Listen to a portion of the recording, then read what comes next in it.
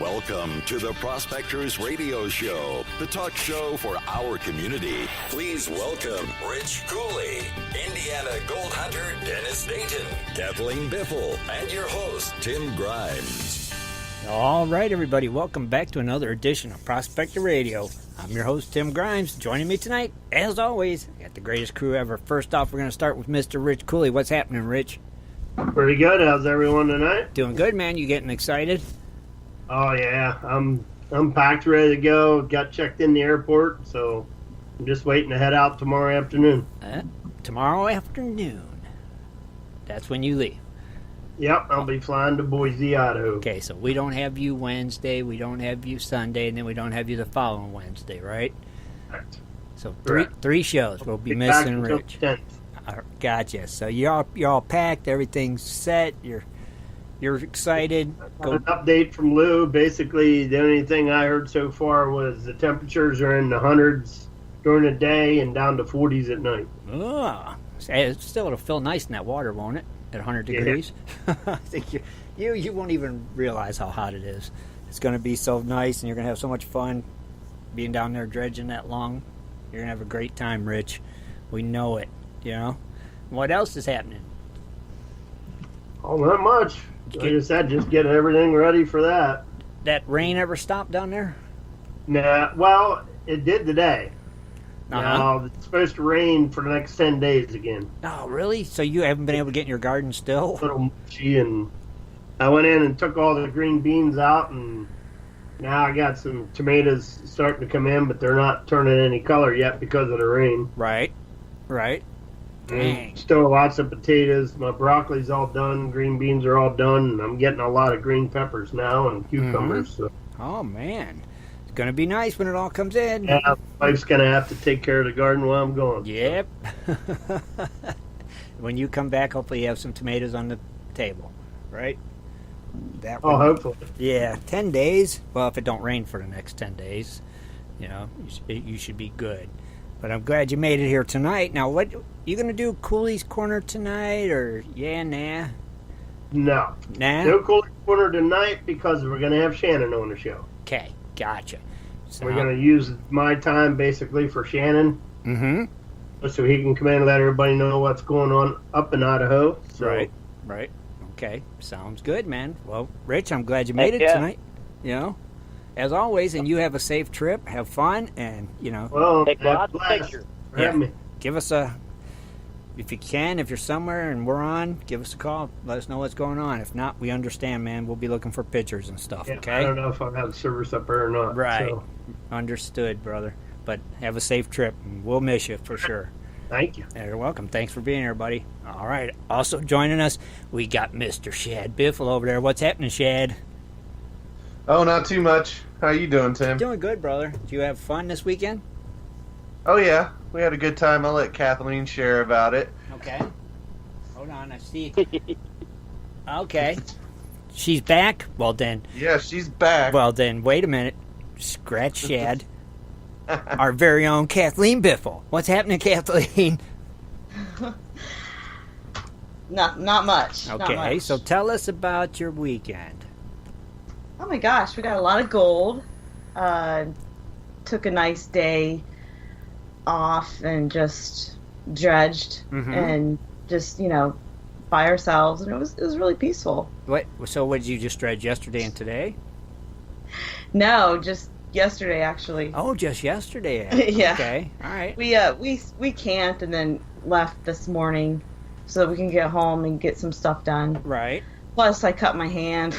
And thank goodness it was at the end of the day. Oh, now you want to tell everybody how you did that? Come on, share it with us. It was my own stupidity. Okay. I was getting everything disassembled to quit, and then somehow my box it moved up. It was pushed forward, so I was pushing it back, and it wasn't going because it was sticking. So typically I take my little orange mallet dead blow hammer and just kind of tap on it to move it, but it was clear on the shore, so I'm like, okay, I'll just use my hand. Sure. That's better than a hammer. Oh my gosh, it sliced right through, and Oh. it was just bleeding. Oh, jeez. Oh. It hurt. Oh man, that's not good. And I'm sure you thought about Rich's segment, the first aid thingy when you're out on the creek, the safety, and what can happen. Actually, the first thing I thought about, I was like, I gotta get out of here. There's blood everywhere. And then I fell in the water. And, of course, Shad was like, what are you doing? He was so mean. He was yelling at me. Okay, you cut your hand. What do? You don't just sit down in the water and put your hand in the water. I fell. Then she's, it's hurting, so she's being all loud about it. I'm like, great, somebody does pass by and hears this. They probably think I'm beating her to death or something. And there's blood, and she's screaming. So then I had to go up to the campsite, but you gotta walk over rocks to get there, and I slipped on some moss and fell again. Oh my god. So did you get it full of dirt and creek water? Oh, it was terrible. And no. Shad did go into town and get some peroxide because we didn't have any. There you go. Look at that, Shad. You didn't have any in your first aid kit. Uh-oh. No. Uh-oh. Not peroxide, no. Uh-oh. Just those little cleansing wipes, but that wasn't doing the trick. The cut's pretty deep. Uh-oh. Did you have super glue to glue it back I don't closed? think I need stitches, though. Okay. Could have glued it closed. But you I'm a little accident prone. But you're okay. You got it all bandaged up. You're good to go. Yeah, and it happened at the end of the day, so I had already done the dredging, because that would have probably stopped the dredging for the day. Yeah, probably. Yeah, more than likely. Man, at least like you said, it was at the end of the day. And you say you was on the gold, pretty nice gold this time? Yep. Did you hit that same spot you was telling me about last time? No. Oh, no, really? A little different, yeah. Oh, you found a different But new used the spot. dowsing rods. You and just was able to. Yeah, you just always find these new good spots. I'm psychic. Them dowsing rods don't let you down. That's the thing. Yeah, it looked The like gold some good psychic. Yeah, they put you right on it every time, don't they? Those dowsing rods. Every time. Never fails. Nope. I figured you hit that same hole again. Is what I figured. No, I decided to branch out a little bit. Expand your horizons. Yeah, okay, makes sense. Smart. It's a good thing because I found a lot of gold, so I was really excited. Yeah, way to go, Kathleen. Great job. So you got something going on tonight, don't you? Here. I do. After Shannon talks, I've got our closer look segment, and we are doing the day in the life of a 49er. All right. Or something like that.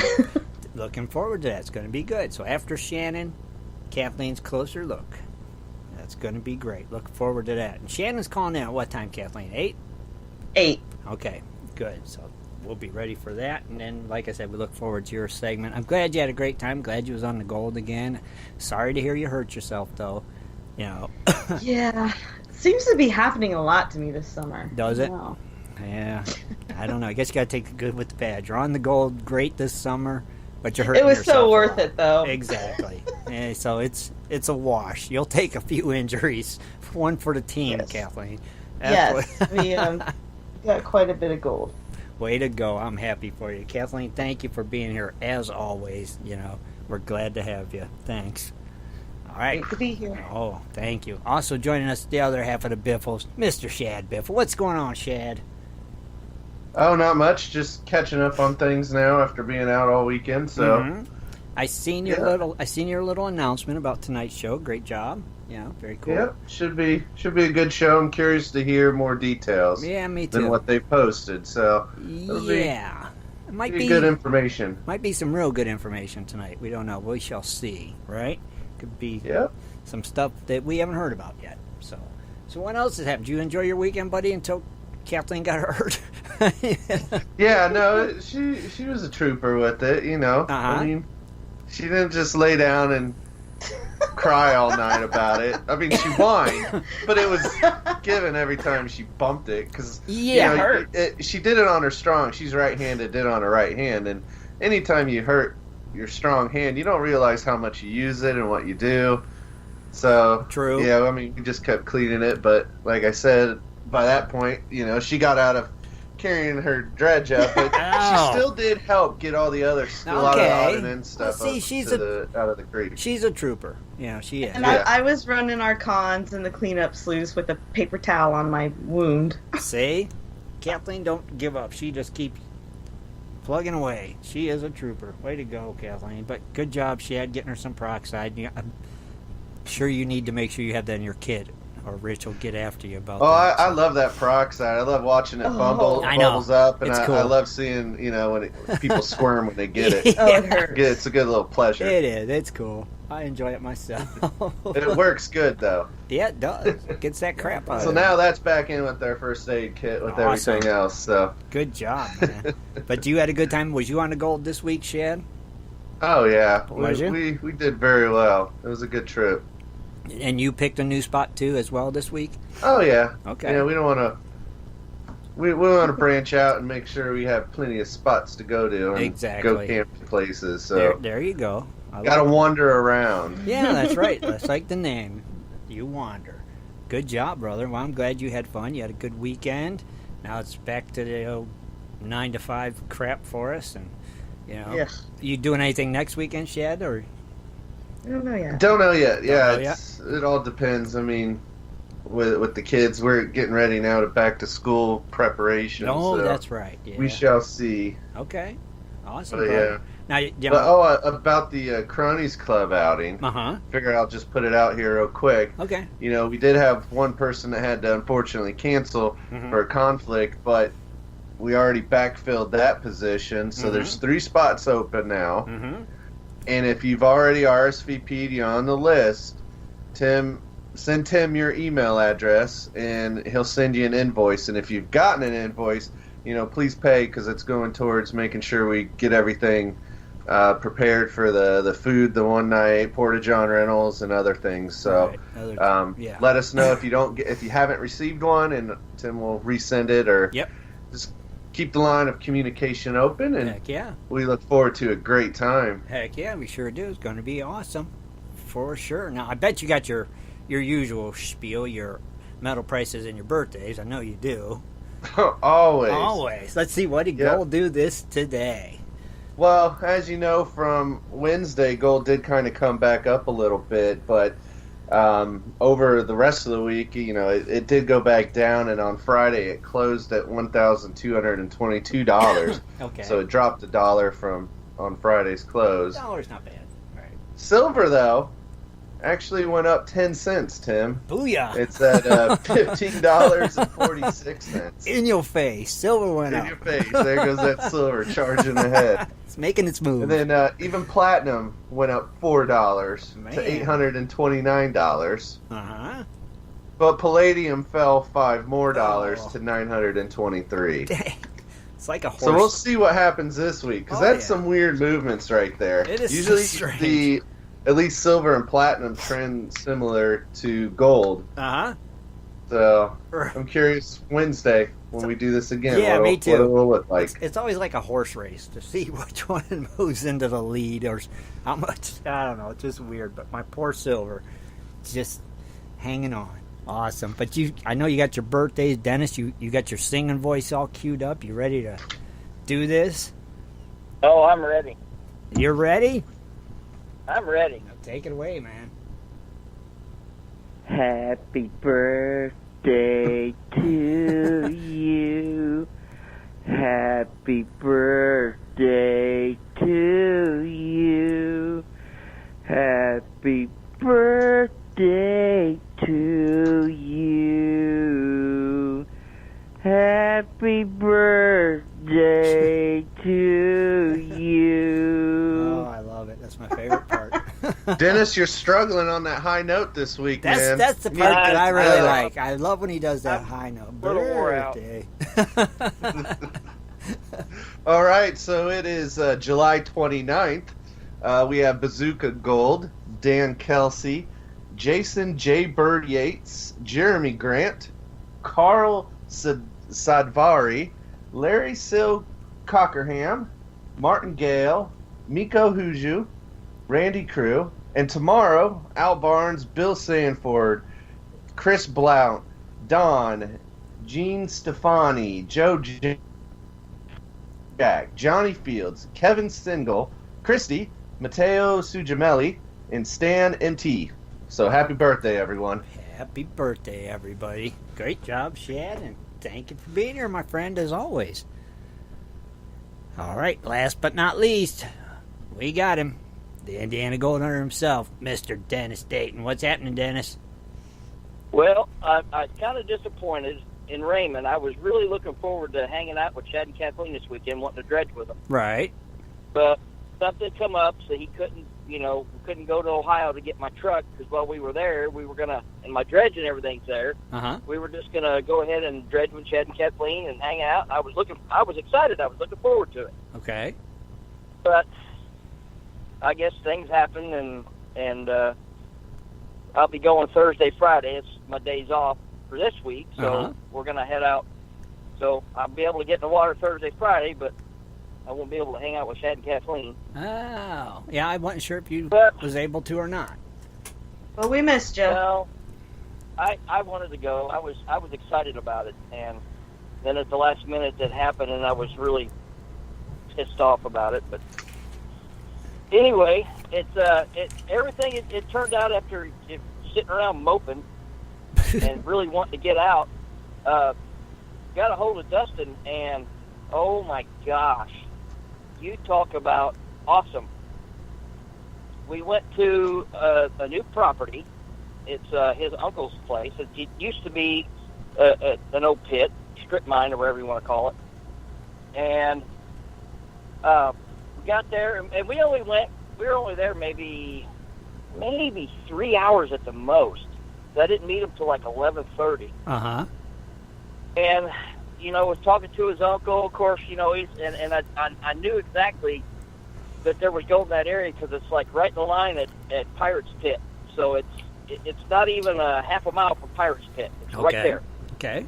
Running along the same line. And so I started questioning his uncle. Okay, where did the sand screws sit? And then I was asking, okay, when they drained it, I said, now which way was the drain plug? And he was, right here. In the meantime, he was talking. I was standing there where he said that everything drained, and I took my foot and I started skating. Dustin did too. Took a foot, started scooting just the first 3 inches. It was solid black. Oh, wow. And I started getting excited. So it was really nice, because he's got one of those, it's like a front end loader with a backhoe on it. Yeah.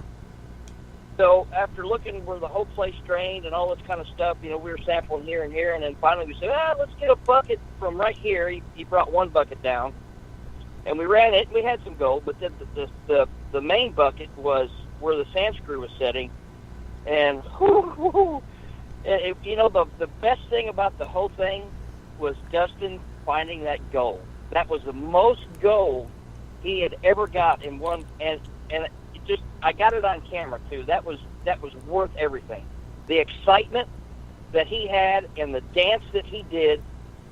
I mean, he did a gold dance. I mean, he was really ecstatic. And, he's hooping and hollering, calling his boys over. Come here, check it. Oh my gosh, that's the cool. most gold I've ever found. I mean, it was great. It really was awesome.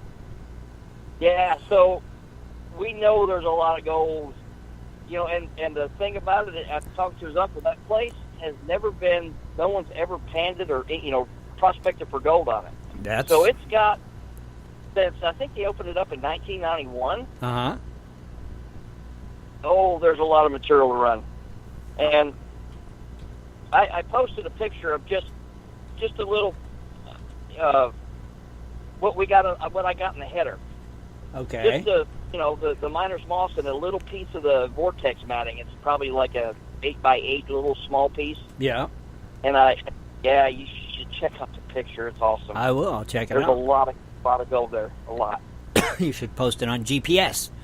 Well, I will. I was getting home and I didn't get a chance to get out very long, so. But excuse me. I got it. I put it up on Facebook. Damn. I'll put it on GPS. But it was amazing. I mean, yeah, please do. I was like, well, I told him, I said, I plan on doing a lot more prospects in Ohio, but I told him, I think I'm going to stick around Indiana for a bit. Mm-hmm. That sounds like a nice spot. I'd like to check that one out myself. That one sounds real good. Yeah. That's a really, really, really good spot. Very nice. And the nice thing about it is we don't have to dig the stuff up, and take it down to the pond. It's all brought down in a front end loader. Wherever we want, as many buckets as we want. Sweet. Just set up a high banker and go, huh? So that's a good thing. Yeah, that's a real good thing. So anything else going on with Dennis Dayton that we need to be aware of? What's that? Did I lose? Yeah, Did I lose you? We lost you for a second. Oh, okay. Yeah. Yeah, so I said, is anything else going on that we need to be aware of with Dennis? No, I'm just looking forward, getting ready for Alaska. Not Alaska, California. California. California. When do you go there? A couple weeks? Next week? I fly out on my birthday, August 25th. Right, the end of August. I don't know if I'll be able to sing Happy Birthday to myself. We'll sing it to you. But don't worry. We'll make sure you get a birthday song. Okay? But I tell you one thing. I was talking to Jimbo before we got on tonight too, and I'm excited about next year. He's gonna definitely let me. Yeah, he's gonna let me know when he's going to Alaska for 2 weeks. I guess he's got a different date he's gonna be going, and yeah, I'm looking forward to it. Cool. Very cool. 2 weeks. 2 weeks. You and your up at trips. Chicken, Alaska. That'd be cool. Yeah. I'm sure you'll have a great time. Think that'll be good for you. That's already got me excited about that. Pretty cool. That kind of made my day too after not being able to go hang out in Ohio. So. Yeah. Well, next time, right? Next time. Yeah. Well, I'm glad you made it, brother. Be there. I'll be in Ohio. I'll be in Ohio prospecting Thursday and Friday. All right. Cool. Well, I'm glad you made it here tonight. What I want to do, I'm going to take a quick break, and then I'm sure Shannon will be calling in about 6 minutes. So let's take a quick break, and then we'll come back and BS till Shannon gets here. Sound good? Okay. Let's do it. That sounds good. Thanks, guys. We'll be right back, everybody.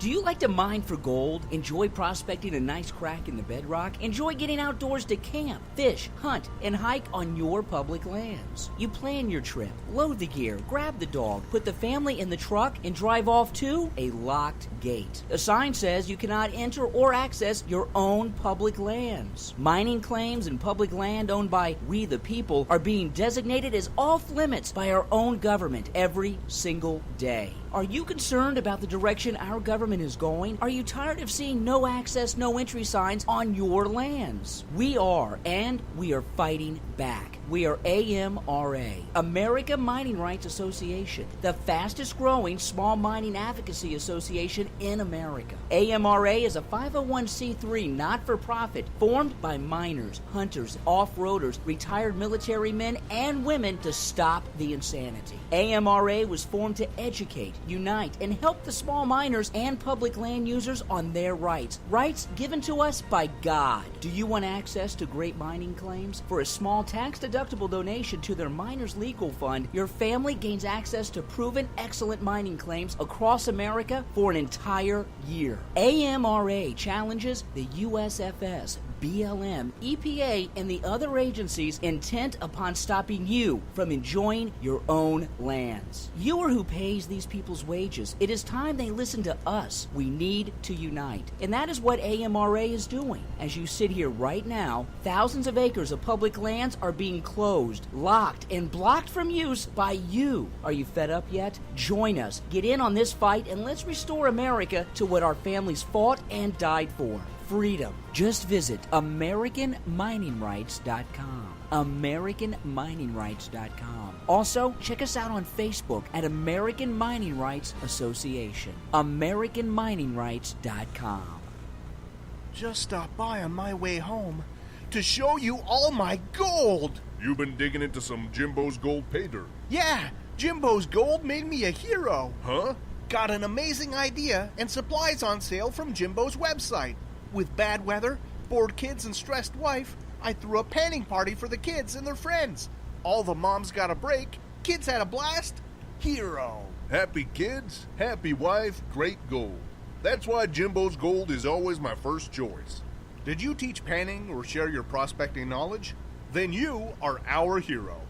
Tell us your story for a chance to receive a hero's reward at www.jimbosgold.com/hero. All right, everybody, we're back. Excuse me. And Shannon Poe will be calling in a couple minutes, so we're looking forward to that. So what else is happening, you guys? Let's just shoot the breeze for a minute. Tell me what's going on and what's your plans. It's raining. It's raining? It's raining. Where you're at? Yep, we're going to get it. It's not. It rained here. I don't know if it was here. We was up our way out, headed up north, and it ran into some bad rain. I don't know if it ever rained out here, though. You know, it's not real bad. It's just raining. It's not hard or anything. Yeah, I think it's good. Don't forget, we got that Gold Rush days there, September 1st and 2nd, Labor Day weekend. So. Oh, that's right. That is true, Rich. I forgot about that. I mean, that's what weekend is that, Rich? Labor Day? Labor Day weekend. And that is September, let's see, 1st and 2nd, yeah. September 1st and 2nd. Hold on. Yeah, September 1st and 2nd. Ah. And the 3rd, which is a Monday, Labor Day. Uh-huh. Now, you're going to be there, right, Rich? Yeah, I should be there, yep. And I'm sure Patrick's going to have a bunch of metal detecting stuffs again, I would imagine. Yeah, it's true. Forgot that'd about be that. Awesome. Yep, true. I won that pinpointer last time. Yes, that was at the metal detecting hunt, right? Yeah. Pretty cool. Yeah, it's going to be fun. Dennis, you going to make it? Well, I fly back Sunday on the 2nd, and I don't have to be back to work until Wednesday, so I'm hoping... I plan on coming from here as soon as we get in, and then heading up in the morning, Monday morning, to head up there to the swank, and hopefully we'll be leaving then, probably, yeah. Well, I mean, I don't know if you're going to be doing any panning at the nursing home again. I hope so. Yes, they want us there. They do want us there. So definitely. Is it going to be? Because I'll have to leave Wednesday to head because I go back Wednesday night to work. It'll be just like last time. There's Shannon calling. Let's go ahead and get him in here, okay? Yep. All right. All right, there he is, Mr. Shannon Poe. How are you, Shannon? Hey, Tim. How you doing, buddy? Doing good, man. We want to thank you for calling in tonight and bringing us up to speed on what's happening. Yeah, it's our pleasure. Can you hear me okay? Yeah, we hear you. You hear us okay? Yeah, we have to drive several miles up the side of this four-wheel drive road and hanging out on the side of the mountain up here in lawn chairs. So that's the only place to get a signal. Well, we're glad you're here. You made it, and you sound good. You sound loud and clear. So what's been happening, buddy? What's going on? Oh, good golly. It's all kinds of things. Hey, first of all, I want to mention here, guys, I've got Jerry Clements. He's our chief research officer and my dredge partner. He's sitting here in a lawn chair next to this gravel road with me. So, all right. Hello, Jerry. Hello. We may have Jerry chime in on a few of the technical things in here. He's, that's kind of his forte. So, good. Hey, before we talk about all of this stuff going on up here, I want to clarify something, and then we'll kind of dive into what we've been encountering up here. Okay. Most of what we've dealt with is one person that we believe is illegally passed, some regulation nightmares.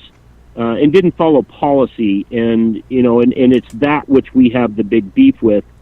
Her name is Cheryl Probert, and she's the Forest Service supervisor up here. Mm-hmm. We just learned this morning that Ms. Probert has got some health issues, and this isn't a personal thing, and that's what we really want to convey. We actually want her to know sincerely, that we hope that she gets better, and and if we post anything about this, which we may, to offer some well wishes to her, if anybody comes up and posts bad things or anything about that, we're probably just going to ban and delete the person. Right. So, of course. Guys, this is not one individual that we just don't like, because that's just not true.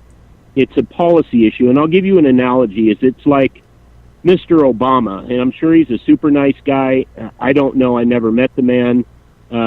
and it wasn't Obama that we didn't like, it was Mr. Obama's policies that we didn't like. And so I just want everybody to know that, and I know that there's probably the entire Forest Service within 500 miles of us listening to your radio program tonight, and I hope you'll join us, and with best for Cheryl Probert. So, yes, well, we do too. We're with you, Shannon.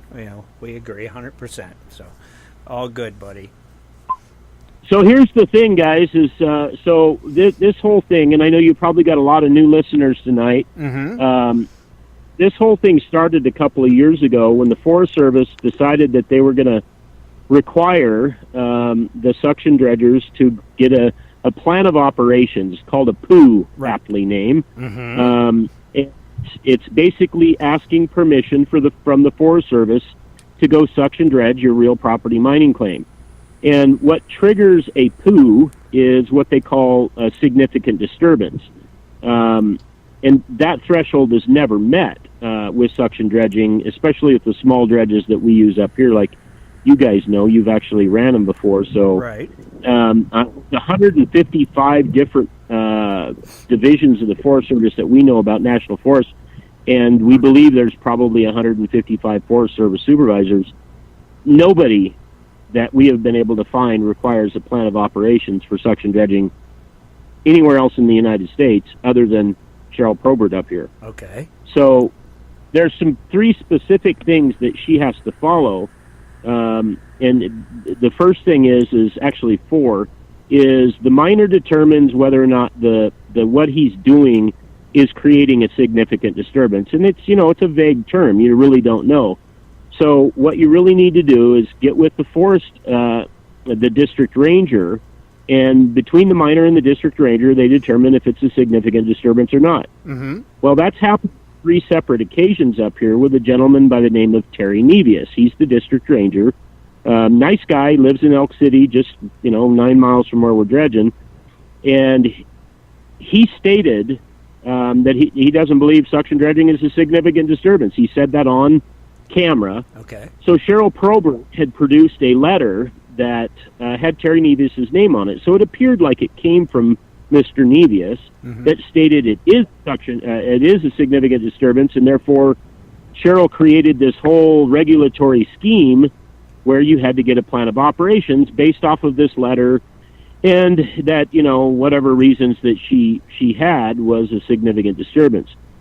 They were supposed to actually do their own study on suction dredging, but they didn't. I don't know what they did with the money, but they adopted the Idaho Department of Fish and Game study on suction dredging, which ironically came back on all of the line items that relate to suction dredging, came back de minimis, meaning no harm. Okay. So she's got a letter that is fraud, and you've got a study that shows no harm, and you've got a district ranger that triggers it with the miner that is saying, no, it doesn't happen. So all of those 3 things right there show no harm, no significant disturbance, no surface resource impact, and she does it anyway. So if you look at the 2800 regs, and I don't expect everybody to know this, but the 2800 manual with the Forest Service is really the governing book on what the Forest Service can and can't do in reference to mining claims. And in there it states Ms. Probert, in order to pass this regulatory scheme, she would have to use 3 things. Sound science.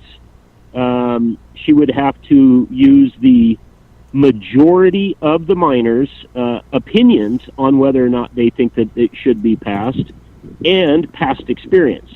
So those 3 things. So first of all, past experience. Well, there's no other Forest Service in the country that requires it, so there's really no past experience at all. Right. Sound science.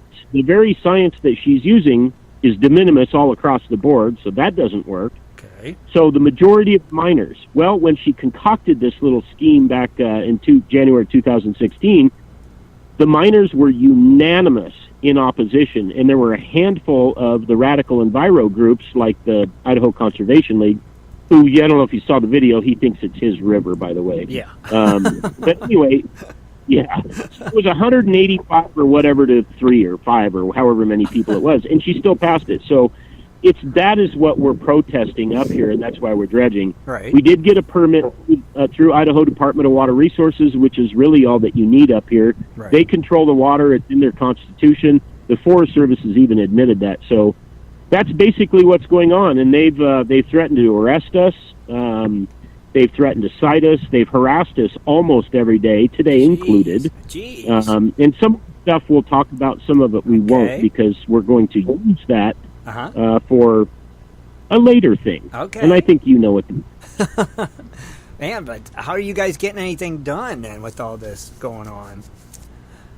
Well, the sad part is, Tim, is that, I'm in the best gold that I've ever been in since I've been mining this river, and that started 5 years ago. We're doing it. I don't know if your listeners and you guys saw the pictures of just the cleanup sluice that we ran. It's a Latrap sluice, and it lit those 3 riffles up. Nice. It just filled with gold.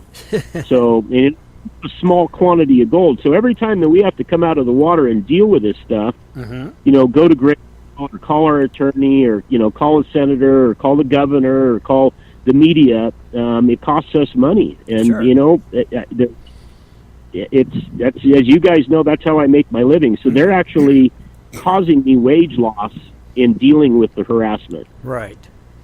Now, do you think it's going to stop while you're down there, or is it just going to continue until you leave?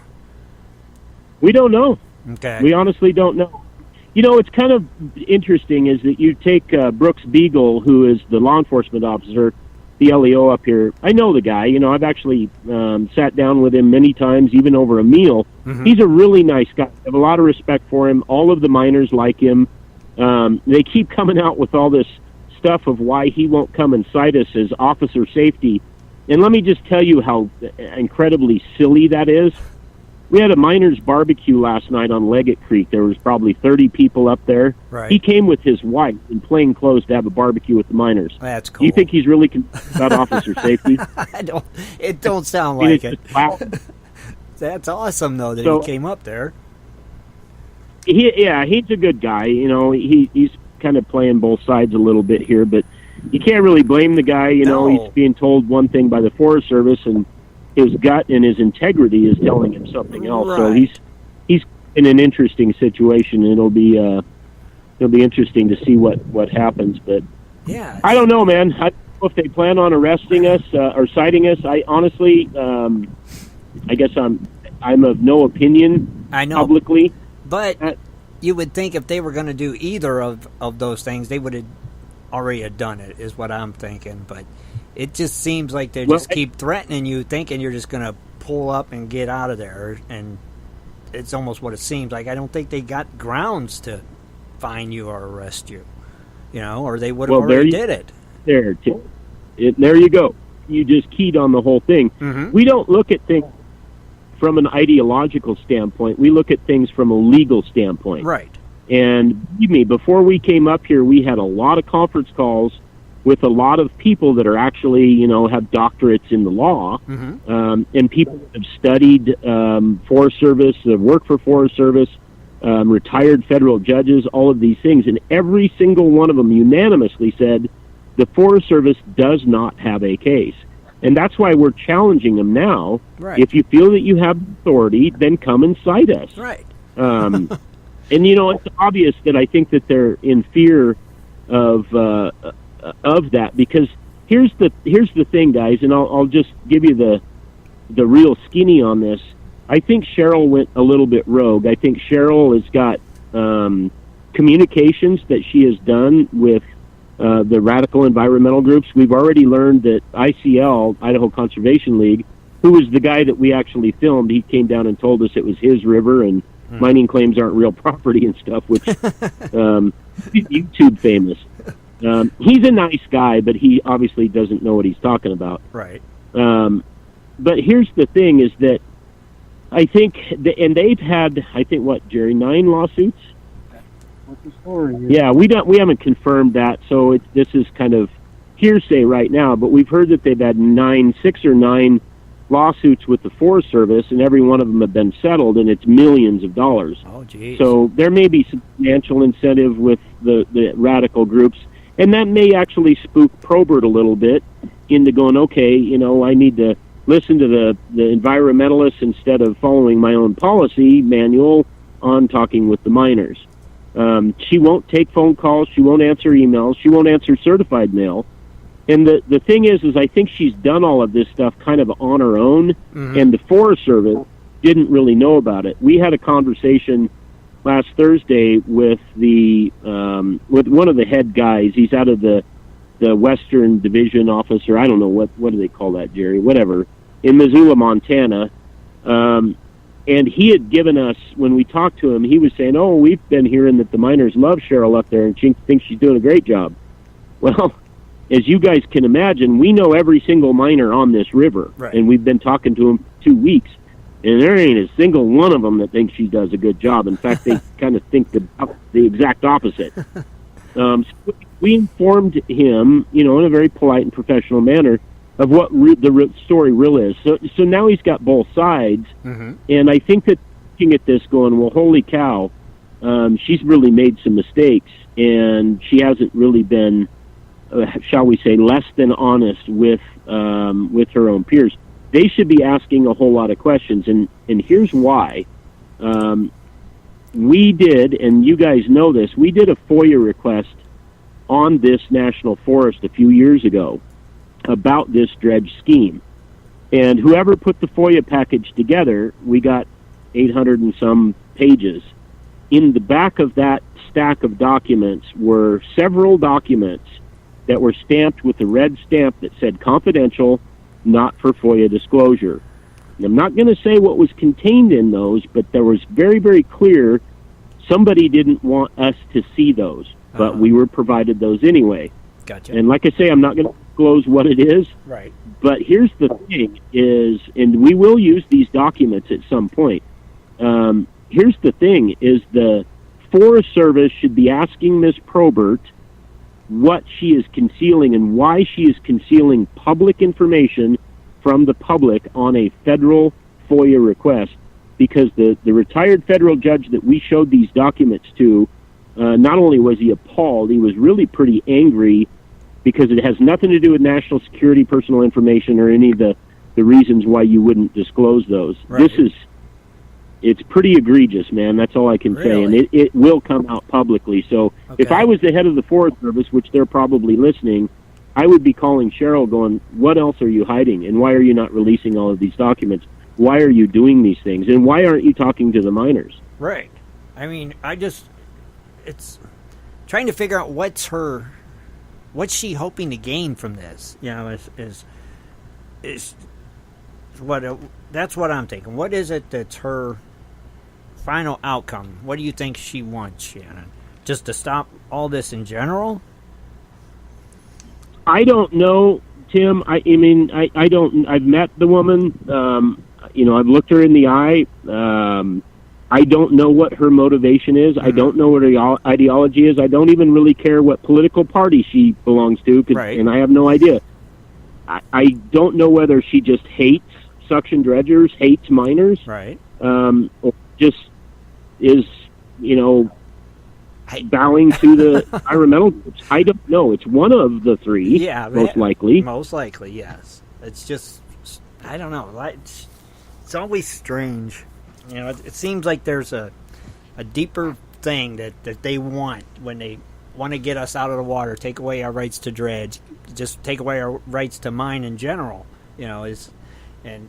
I think money's involved. Is it financial? Right. Is it a financial thing? Do they want to start something where they charge us a fortune for permits and stuff to be able to dredge each year? It seems like there's always something deeper lying behind it. And I just wonder what it is. And I'm sure it'll come out eventually. It always does. But that's the thing. Probably will when she's under oath. What's that?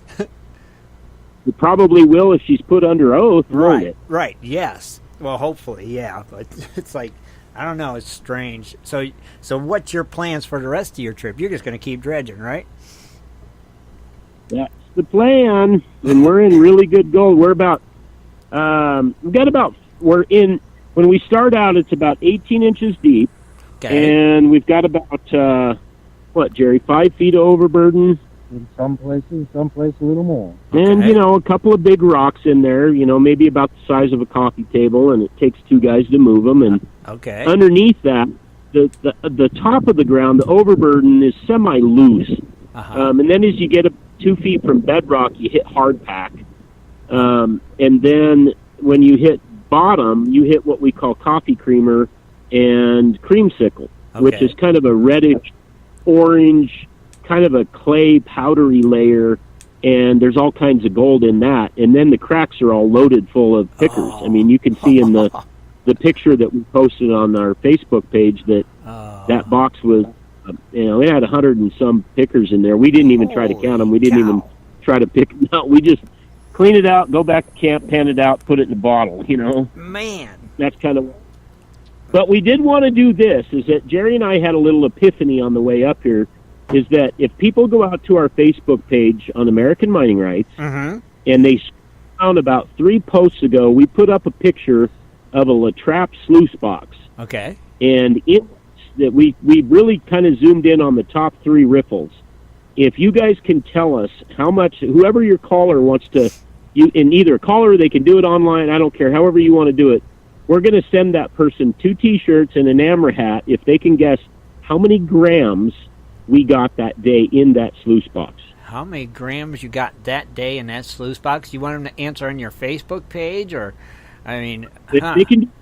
It's for your listeners tonight. I know we're going to give away a membership and some stuff like that, but we just kind of wanted to do this. So you have to check out our AMRA, American Mining Rights Facebook page. Go down a couple of posts, and they're going to see on there that green sluice box that's just full of gold. They got to guess how many grams that is. And whoever it is, however you want to work it, Tim, they can either do it in the chat room, whatever's easiest for you, buddy. Okay, they're already guessing in the chat room. They've already started. It's already begun. 35, 140. It's like 40. Let's do the chat then. Okay, we have to maybe Shad. Is there any way we can get Shad the answer? And then he could just take care of it. Hang on, vehicle coming up the road here, so you're gonna hear a little bit. No problem. Of noise for. No problem. So, how many more days you got to dredge in there, Shannon? We're gonna be here until the 15th of August. Oh, geez. Okay, that gives you plenty of they time. only have a 1-month window, which really needs to be longer. Right. But 1 month isn't enough. This is a throughway river, and so the salmon and the steelhead do come up this river, and they spawn in the tributaries. Okay. They're obviously not here now, and we've never dredged, when it's during spawning season anyway. But it's funny is you put a hole through this stuff, and you get down 6 feet. You go back the next day, and there's 150 feet or fish in your dang hole. I bet they love it. Well, yeah, it's create habitat. They feel safe from the osprey, and we actually seen a bald eagle and a couple of other raptors that would love to get their little claws on a nice fresh trout. Heck yeah, that is awesome. So how many people came down with you, Shannon? Did Jimbo come down, or? He didn't. We brought 6. There's 6 of us here. We've got one more coming back tomorrow. He apparently developed a leak in his bathroom, and his wife told him to get home and fix the plumbing. So he's in California, and he'll be back tomorrow night. It's a couple of buddies that we took up to Alaska when we went and dredged up there. Right. So okay. Yeah. We got Don the Deer here. Jerry's here. Okay. Carl Grissom, another good buddy of mine, and then we got Jack and Josh Johnson and Mike Walker, who is one of our long-term AMRA staff members. Okay, so you got a good crew down there with you. You're having a good time. You're on the gold. Man, it sounds like the dream trip to me, Yeah, and we're roughing it pretty tough here. We've got a generator, and we brought the Keurig, and so we're having, Javalia coffee.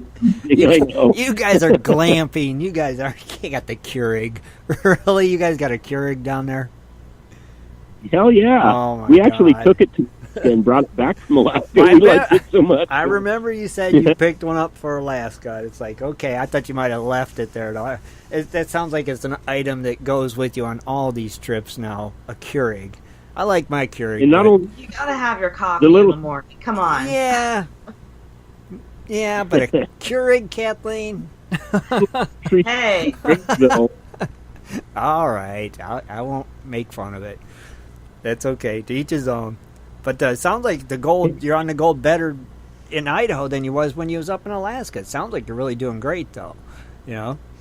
No, we were on ounce an hour gold in Alaska the last 2 days. Right, the last 2 days, yeah. It's the last 2 days. Right. But up here, it took us a week to really find the pay streak here. Mm-hmm. We have an advantage. This is a claim that I've actually mined 2 other years, and so I knew pretty much where it was. We didn't strike out the first couple of days.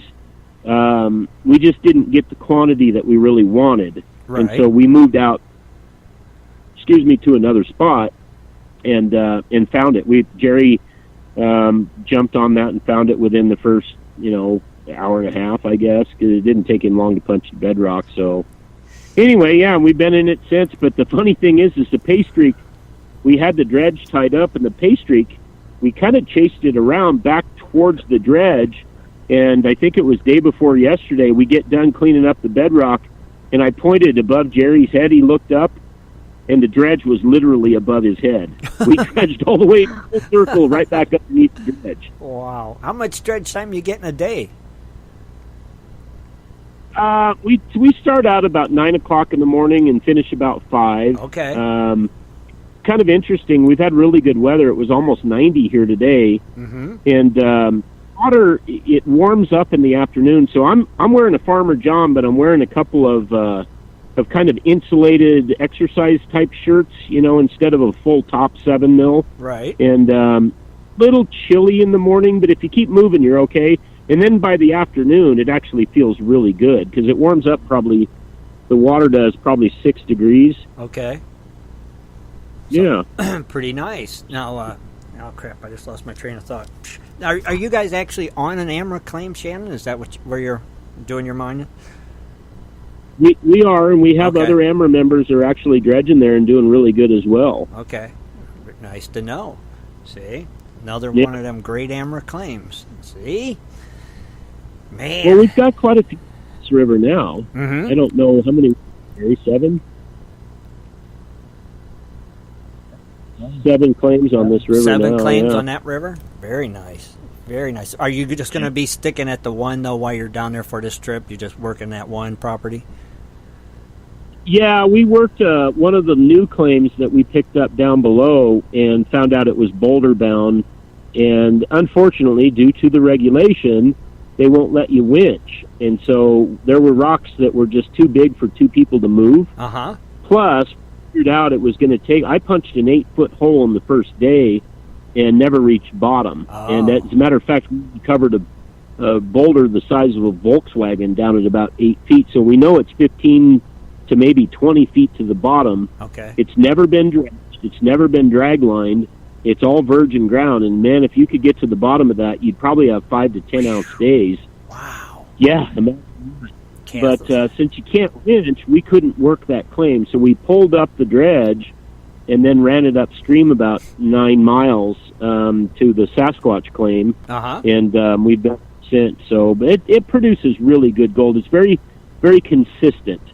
Jack and Josh are running their little 5 up above us, and I mean, they've been within a couple of grams a day just consistently since the first day. Mm-hmm. They paid their entire trip, gas, food, a brand new PCA-10 air compressor, the shipping cost to get it here from Jeff at Proline. Wow. All that. They paid for all whole entire, and a truck rental that they rented, a brand new truck. They paid for all that stuff well over a week ago. Wow. So now it's all money in the bank to them. Yeah. Wow.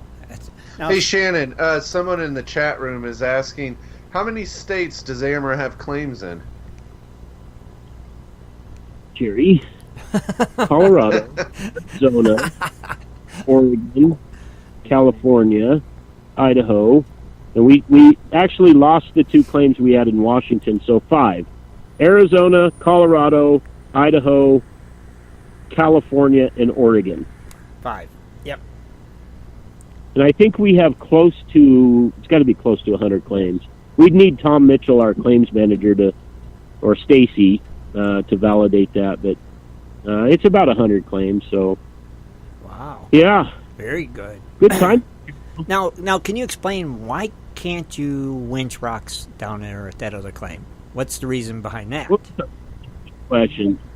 No, there's no good answer to that. It's just that the Idaho Department of Water Resources, who we think has been very reasonable this year, there's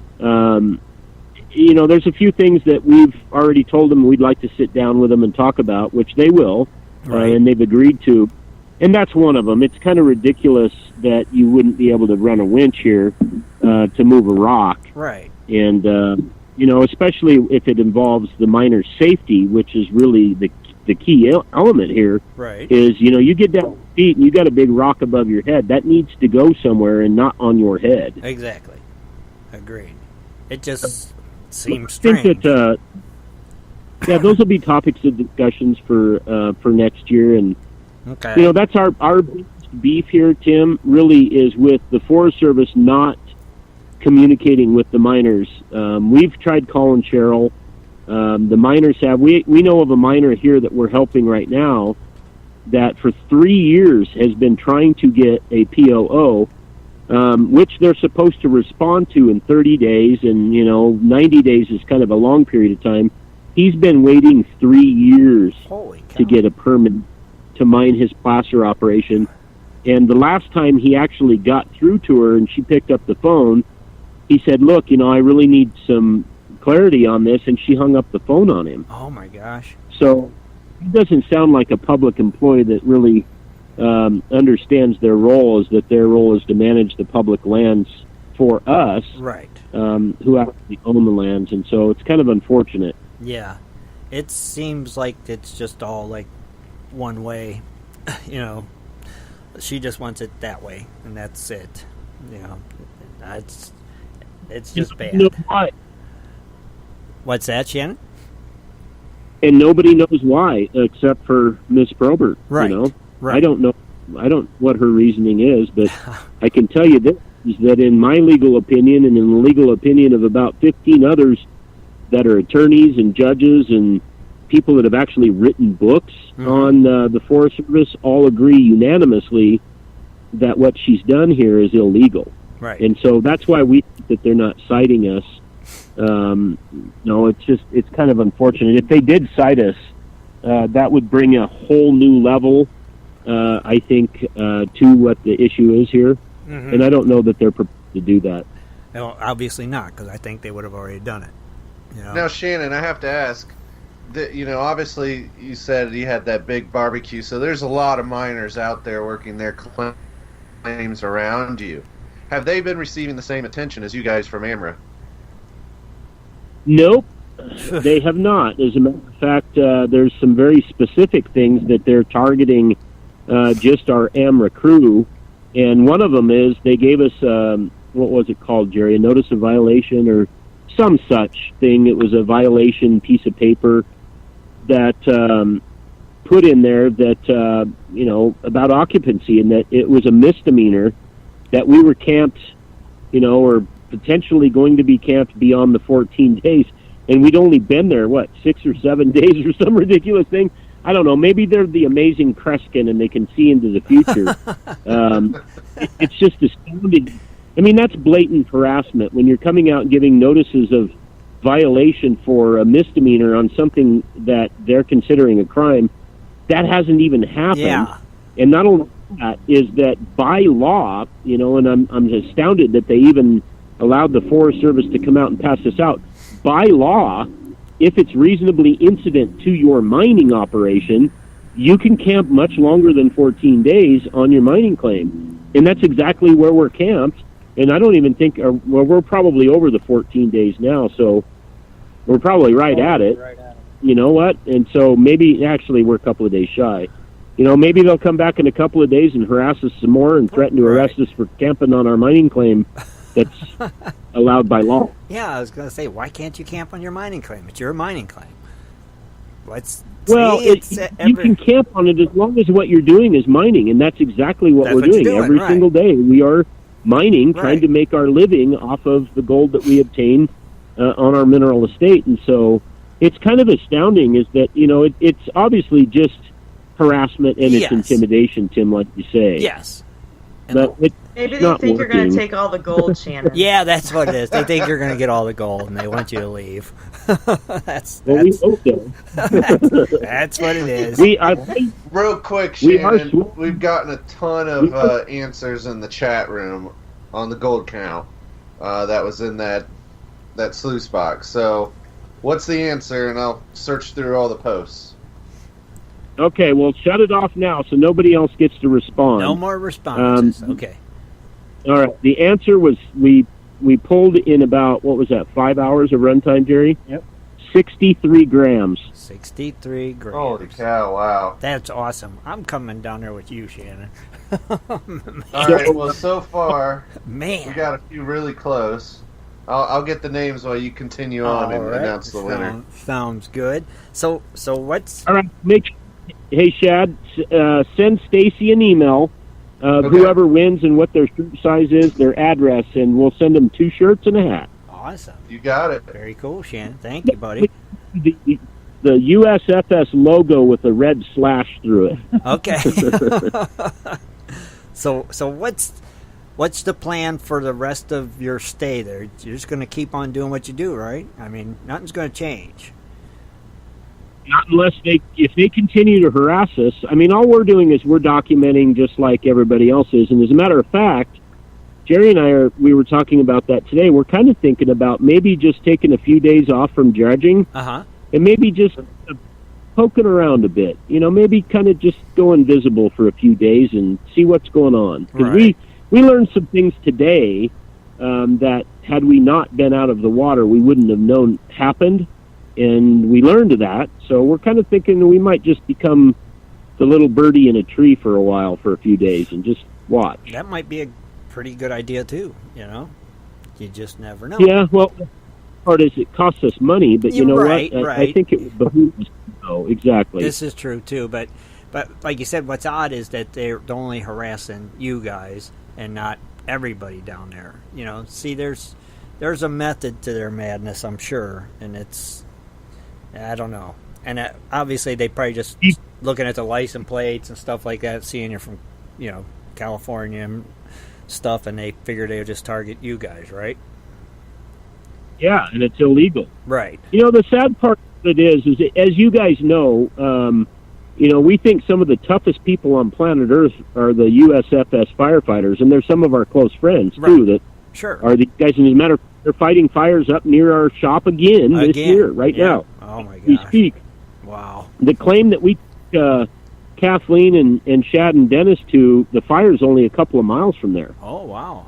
Oh, wow.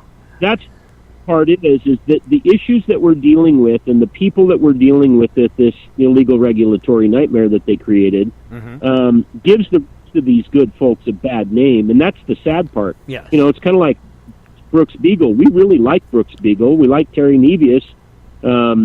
They're good people. They kind of, I think, get their job. They get that they're public servants, and they take it seriously. But they're approachable. They're friendly. As long as you're not being a complete, meanie, right? They'll treat you with dignity and respect. And we found that way, every time that we've ever had any dealings with them. But these guys give these other people within the Forest Service a bad name, and it's unfortunate as you have a handful of people that do regulatory schemes that affect the reputation of an entire agency, and that's kind of a sad thing. You're absolutely right. That's a perfect way to put it, because yes, it does. I agree 100%. It makes them all look like bad guys, and you're afraid to talk to them, and that's the thing. Just because those few make it look that way. Well, real quick, Tim, yes. The closest to 63 without going over was Michael Myers. He guessed 62. Michael Myers. Imagine that. What? Very cool. Joe Stasakonis had 64. That was over, though. Really close. Right, closest without. Very good. Wow.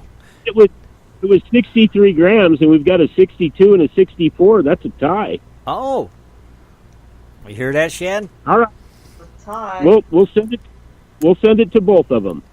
Oh, You got that's it. awesome. Awesome. Who is the other name then, Shad? Joe Stasakonis.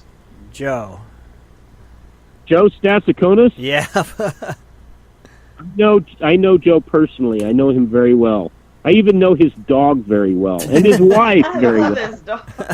So we have all Joe's information. He's an AMRA member. We'll send that off to Joe, and we'll send it off to Mike. Mike. So very cool. I know Joe's shirt size, so we're good there. You know too much about Joe. Man, so what's... Hey, go ahead. There is one thing that we need to talk about, and so get off the Idaho All right. thing here for... Let's move along. And that is with dredging in California. What's going on? And that's a big deal. We've got some discussions. We finally got a meeting. We're not going to disclose when, but we did finally get our meeting with the California Water Board, and we're looking forward to that, and we're going to talk about really what the regulation is going to be, what they're proposing, all those kind of things, and kind of start that whole process for getting suction dredge permits next year or spring. Now that's good news. That's some great news. So Kathleen, the next time she comes over, won't have to look over her shoulder dredging in California, right? This is true. You mean cleaning rocks was what she did last time. I was cleaning the rocks. She was cleaning rocks. Remediation is what she was doing. Kathleen was doing mercury remediation and cleaning the river of mercury. And I thank you from the bottom of my heart for that. She did a great job, didn't she? Yes, she did. Well, you never know. We were talking about Kathleen last night. I hope her ears were burning because, I was saying, it's Kathleen and Shad and Dennis and Tim and the whole gang. And I says, I've never really known a woman before that will jump in an ice-cold creek in the middle of the frickin' winter in December and with chest waders, fill them up full of water, and then sit in the creek for 2 hours. And that's what Kathleen did. Guys, for everybody's listening here, she's the toughest woman I've ever known in the water. Yep. Period. Amen. She is. And she had a hole in her boot, too. Her foot was froze. Yeah. Shad got his little muffin little things over his ears, and I think he might have cracked a nail or something. He went and sat in Not Kathleen. She's right there. That's our Kathleen. She's a beast when it comes to that stuff. I'm telling you. Except for when I cut my hand on my dredge. Or she sees a snake. Yeah, then it's weekend. totally different. She's one of a kind for sure. Yeah, so you never know. You guys, you get that dredging back up there in California. We might have to have a crony outing up there. You never know. Oh, definitely. Yeah, see, so that is good news, Shannon. I am an AMRA member. Mm-hmm. We. Sorry. See, very cool. Kathleen's an AMRA member, but as I recall, I don't think Jerry. It was Jerry. I think he doesn't like Shad, so he's removed him from the membership list. Oh. So it is Kathleen that is an AMRA I think member. I'll fly out here for the AMRA dinner this year and have a talk with Jerry.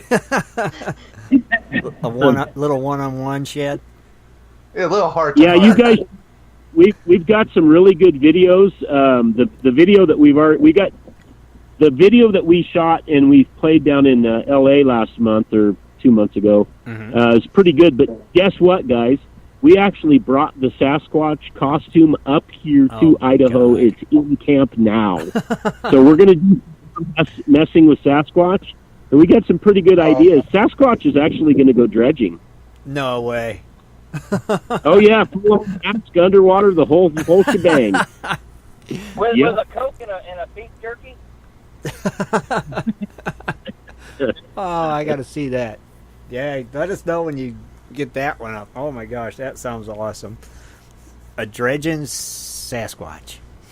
That'll be We do have we still have a whole bunch of videos that we're going to release when I get home. I've been so damn busy since before Alaska, but we have the whole series of videos that we're going to put up on the Alaska dredging out of Chicken, on the 40 mile, and then we've shot video every single day of this dredge trip, and it's pretty cool. We've got a new GoPro that has unbelievable clarity, and you see quite a bit of gold on the bottom of the river when we start cleaning out the cracks. So it's pretty cool. I think that people would really like that, and it's a lot of gold. Oh yeah, well, I can't wait to see any of them. You know, all these videos that you guys got, we always enjoy them. So yeah, let us know when you get them posted for sure. Heck yeah. So what else do we have happening in the news, Shannon? We got the California, we got the Idaho. Any other big things happening that we need to be made aware of right now? Well, we got that same truck coming back down the road right now. So that same one. You got it, man. No problem. He just found out that this road's actually a dead end when you get up over the top of the hill, and he turned around and came back down. Oh, geez. Must be his first time down that road then. So, well, we've got our lawsuit with the Forest Service in California. That's coming to an end here pretty quick. We are in negotiations with them. They've made the realization that pulling a taser on a disabled war veteran sitting in a creek panning while demanding the CID is really not a good idea. Definitely not. So that thing is going to be resolved here shortly. And then we've got a couple of other things that we're working on, some things that we can't talk about just because people listening to your radio program. And gotcha. As you know, when we do FOIA, we get the transcripts of every time I do a radio program with you guys. So we know that they all listen. Oh, yeah. And what's really cool, they all like our Facebook page. See? Now that's even... Hey, that's publicity there. That's right. That's... Oh, and make sure you let them know the show, we're not only on iHeartRadio now, but just got on Spotify, too. So we're really out there now. That's right. So they can listen to us anywhere, too, Shannon, see? And they can even come over and give our Facebook page a like. We wouldn't even mind that either. So send them our way, too. You know what? Definitely. Now, what? You got a dinner coming up, too, don't you, soon? We do in December. It's going to be back in Merced, which is kind of just south of Modesto, California. And we did one down in Southern California because everybody screamed for us to do one down there. We may actually expand that at some point. Maybe do one in Arizona. We may end up doing one here in Idaho. It's kind of a traveling show kind of thing, but it takes a lot of effort to put on one of those events, and you got to really pre-sell everything out in advance because everything's catered, and it's very upscale now. We've got Connie, who I know is listening tonight. Hi, Connie. She does a phenomenal job of really designing the whole layout and how everything goes, and she's freaking strict as heck, man. God, she's keeps you guys in line, right? She's probably writing all of this down, and I'm going to pay for that later, Probably. Connie weighs 98 pounds, but everybody is deathly afraid of her. But see, that is a good idea, though, to do it like in different states, Arizona, Idaho. That would be cool, Give some of them people a chance to get there. We'd like to go back to Arizona and dredge there. We picked up 9 new claims. Some of the claims are we haven't actually opened them up to all members yet, but we've got, I think, 4 or 5 claims in Colorado now that we'd really like to go over and spend a couple of weeks dredging those and shoot some videos. But good golly, I guess one of them is what, Jerry, 13,000 feet in elevation? Wow. I don't know if I could breathe that high. Right. Holy cow. Me either. Well, it was kind of funny as I was talking to Jeff at Proline going, hey, man, if we go over and dredge these claims at 13,000 feet, how's that going to impact my motor? And he's like, well, you lose 3% per 1,000 feet in elevation, so you would lose 39% of your motor power capacity at 13,000 feet in elevation. Really? Yeah. Didn't know that stuff. Yeah, it's kind of remarkable, but I don't know, and you really need to acclimate yourself to that type of elevation. You need to kind of go into it in a couple of days. So, hey, did you guys see we had Emily Rydell got the AMRA coat we sent her? That. She's wearing Yeah, isn't that cool? Yeah, she really likes it. We made That's awesome. a Carhartt jacket. We'd make one for Kathleen, but we kind of like her, but not quite that well enough. She hasn't made it quite. Geez. I was thinking the whole crew, actually, not just Kathleen, but hey, that's just me. But I seen her. She posted a Facebook pic, and I'm like, oh, that's an AMRA coat. I'm like, sweet. I'm like, that is awesome. Yeah, great job. So Emily got one, and don't the Pomerankies got one? Yeah, both the Pomerankies do. Steve and Sean. Sean wears his all the time. I think we counted like 15 times in one episode that he had his AMRA coat. That's why we buy Carhartt, man, because we buy dark colors so that, they can get grease on them and it isn't going to show. And you're right. They're warm and they're durable. And that's right. Yeah, so I don't know. We may surprise you guys sometime, and we may just do something like that. Hey, Shad, you still wear extra small child size, right? Cut off in the middle. Well, it shows my figure off better. His belly shirt style. Garanimals. Off of it anyway. Love that. Oh, you're rotten. You just love picking on Shad, don't you? Poor Shad. No, it's okay. He gets it back. Would think. You're right. He would. He'd think you was mad at him if you wasn't picking on him. Well, I doesn't answer his damn phone. His what's that? He doesn't answer his damn phone. As a matter of fact, I even called you and you didn't answer your phone. Oh, I was fishing. We didn't have reception. Hey, yeah, we were out mining. So I was out fishing. We didn't have cell service. Yeah, or the phones with us. So. And then I finally got a text, and I was like from Jimbo, and I'm like, oh crap! And I sent him something back right away, and I think I might even have texted you, and it was like, oh man, how'd I miss a call from Shannon? It's like the one day I go out and do something, it's like everybody calls me. If I sit here at home, nobody calls. And I knew Shannon. Go ahead. Know if you guys had any guess or what was going on, because we don't have internet up here. We actually don't have cell service unless we climb a damn mountain. But I was just thinking there's a lot of people following this story up here, and it's a lot of fun talking to you guys. And so I thought, you know what, I should just see if they got room and maybe we can squeeze in and let everybody. Always make room for you, Shannon. You know that. Never worry. Well, Shannon, what would you like to see people, both members of AMRA and even non-members, do to kind of help support you guys, as well as in other areas where, there's a lot of stuff going on for mining rights? What can people do? Well, the first thing is to get informed, and the way that they can do that really is, they can either go to our website or the AMRA Facebook page. We post more on Facebook than we do on our website, just because we have such a huge following, and there's a lot of instant interaction, if you will. And so you got to stay abreast of actually what's going on. And we do calls to action and things like what we did on this one. And the governor here in Idaho got a lot of phone calls from the people that... Good. Yeah, a lot of phone calls. I put it on the show, too, on Wednesday. A lot of senators, congressmen. We've already had several... folks in the media that have reached out to us. I'm writing an article about this that there's several different publications that are picking up as well. And that's really it, is that, if we do calls to action, pick up the phone and call your damn senator and go, why is this being allowed? This is public lands, and why are people creating schemes that are in opposition to their own regulations that they're supposed to follow? And so I think that's the thing, is the way to do it is just to stay informed, and realistically, I don't think anybody posts more about what's going on as far as public lands and especially mining rights than we do. So that's the way to do it. Yes, agreed. Yeah, because I think some people don't know what to say when they call, so that you telling them, that definitely helps. So yeah, just make that call. That's all you got to do. And be informed, like Shannon says. Follow AMRA on their Facebook page, and you will be informed, definitely. That's the place I always look for information, AMRA's Facebook page.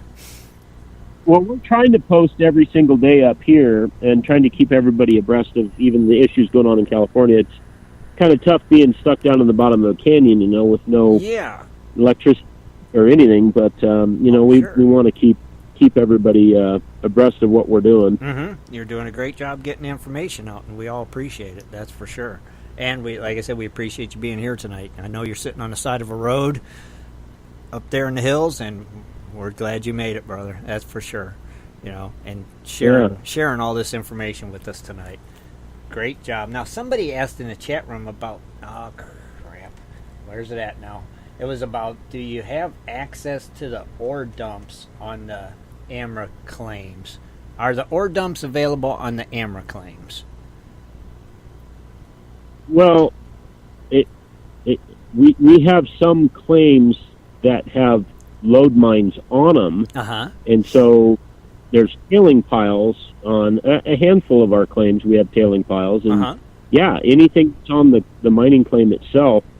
The AMRA members have unlimited access. They get to keep all the gold. We don't require anything additional, and there's no meetings or forms to fill out or, report to us or anything like that unless there's something that goes wrong. Right. But they would have access to that. Very cool. Okay. We did have somebody ask one time, Tim, whether or not we have load mines, tunnel sites that we give people access to, and we don't. And we do have load mines, but they're personal load mines, and it's just way too dangerous. So we don't give any of the members access to any load mines.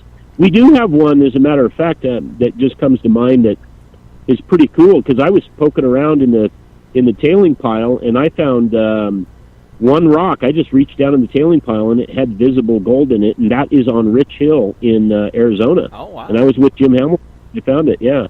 As a matter of fact, I think Jim stole it from me, like he does everything.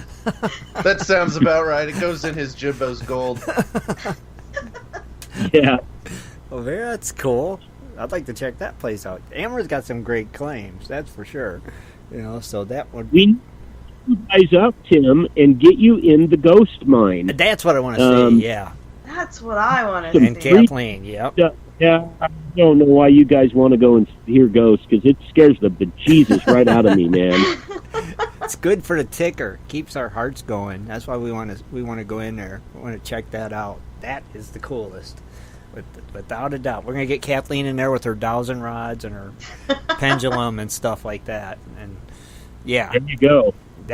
Well, why don't you see if any of your listeners, if they have any questions about what we're doing up here, or, just have them send questions in, and we'll answer them right now if they have any. Fire them in the chat. If you're in the chat room, you got any questions for Shannon about what's going on up in Idaho or California right now, let us know. We'll ask him. We got him here, so take advantage of it, Heck. There you go. Shad even posted it in the chat room. So come on, and I'm sure... so somebody asked how much is a lifetime membership right now, Shannon?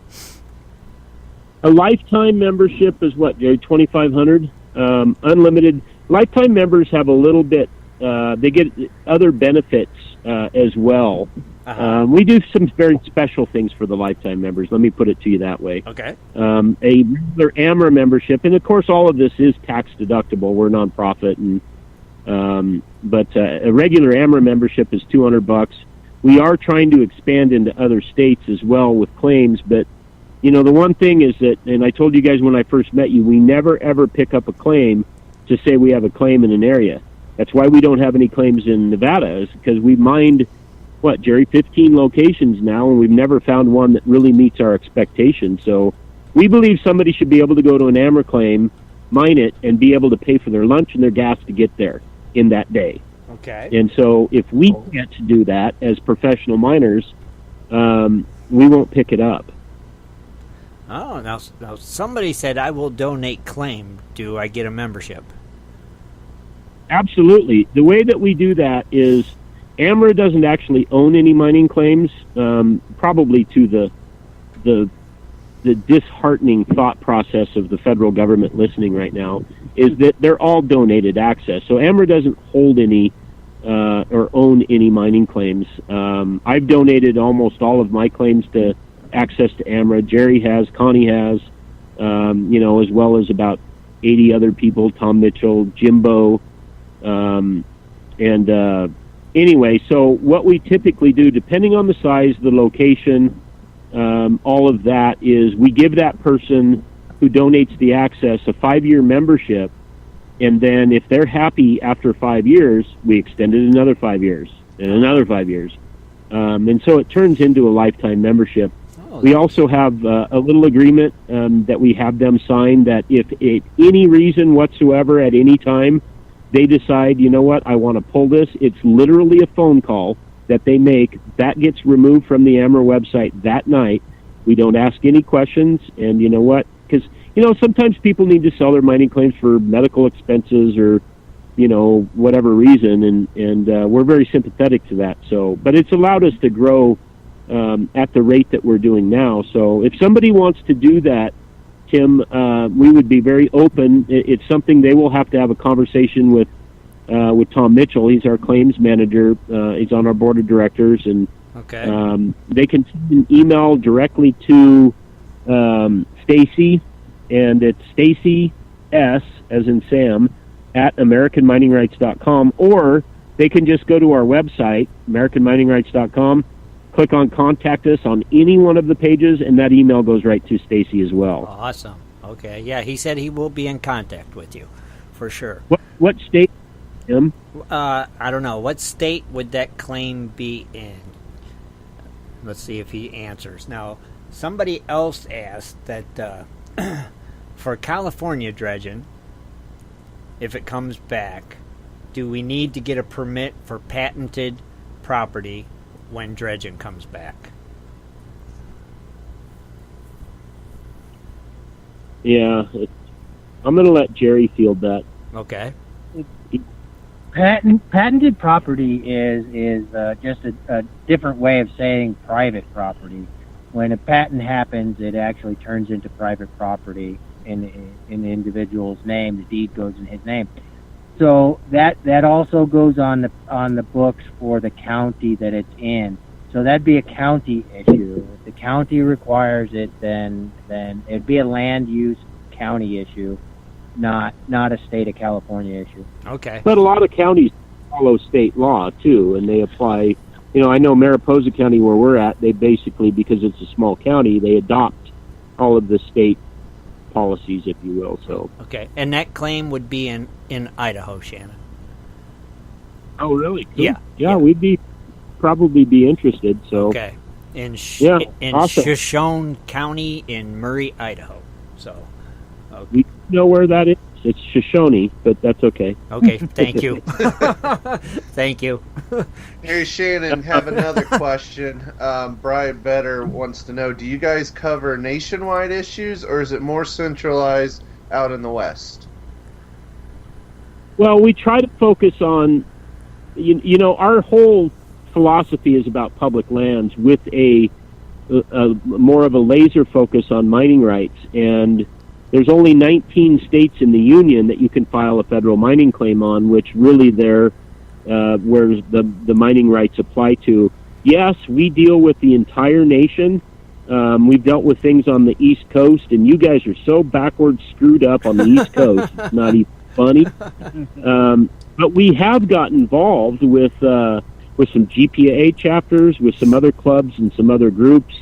I want to say, South Carolina. We've dealt with some things there. A couple of other states where we've helped them to try to get some legislation passed to ease some of the regulations. But the problem is that, when you don't have those vested grants apply to you, which is the 1866, 1870, and 1872 Mining Act, it makes it pretty tough because you just don't have the same protections in those other states. But in answer to the question, yes, we deal with things on a nationwide basis. And, like I say, it's just like the person that was interested in donating the claim to us. Anybody can reach out to us at any time just by going to the website, clicking on contacting us, and send us an email. And we do pride ourselves with answering those within 24 hours. This is the first time in 6 years of AMRA I haven't been able to do that, and it's because I'm up here. Right. Now, also, Paul Conroy asked, has any of the news channels shown up, either local news or national news, while you guys have been down there?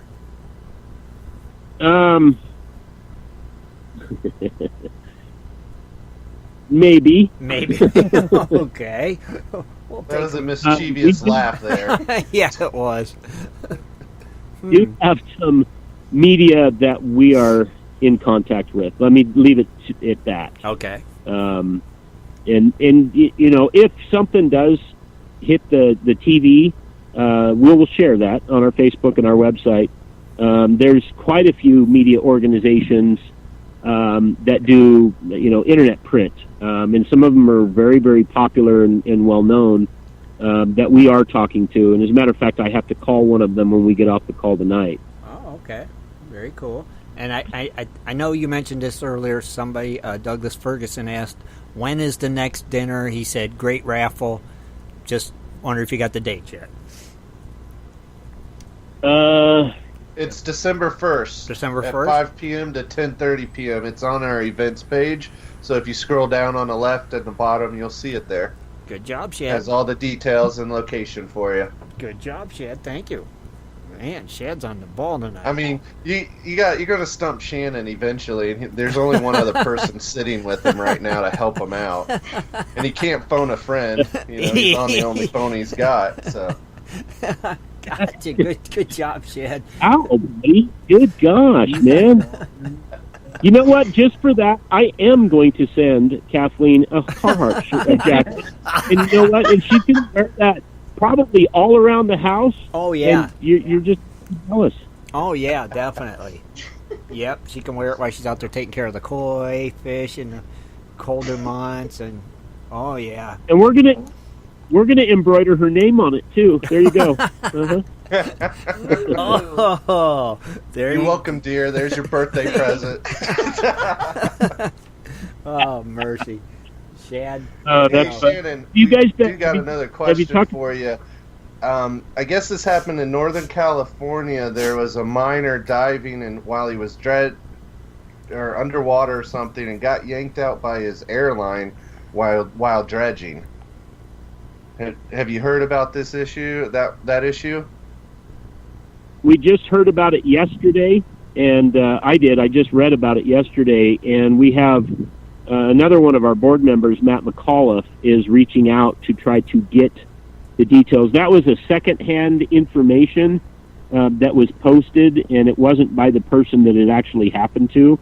So we're trying to get that information, but yes, we are very interested in that story. But, you know, again, guys, we got to take these things and look at them kind of objectively. Right. You know, many times you read something on Facebook and it turns out to be, you know, the fifth time it's told, the next thing you know is somebody is being, you know, picked up by a grappling hook in a helicopter and flown to jail somewhere. And, you know, when they came down and they cited somebody. So we look at that objectively, and we'll wait until we actually talk to the person in person and then find out what the real story is. And once we do, we'll post it. All right, cool. Now, David Bogan asked, is there a way a person can go to an AMRA claim, like if they're on vacation, kind of like a temporary membership to try it out and see, oh, hey, I like this, I like their claims, I'm going to join, you know, something like that. Does AMRA offer anything like that? No. Okay. What would a person do? Like, say, David wanted to come down there on vacation and wanted to check out an AMRA claim. What would he have to do? Well, he'd have to join as a member. And the same thing is that we do have public outings. He could do that. Most of the outings that we do are in Arizona and California. And we open up, you know, a handful, 6 or 7 mining claims to the general public, and they can come up and mine for free. Okay. And we have raffles and games and prizes and all kinds of really fun things to do.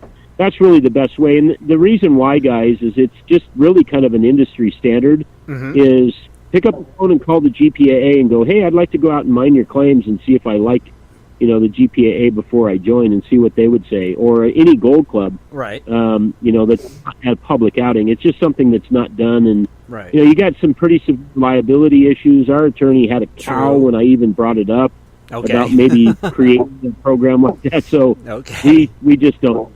Yeah. No, that makes sense. I agree. At GPA, they got to be having a meeting there, like a club meeting, and you're more than welcome to come and try it there. So that does make sense during a meeting or a public outing. Okay, makes perfect sense, Shannon. Thank you.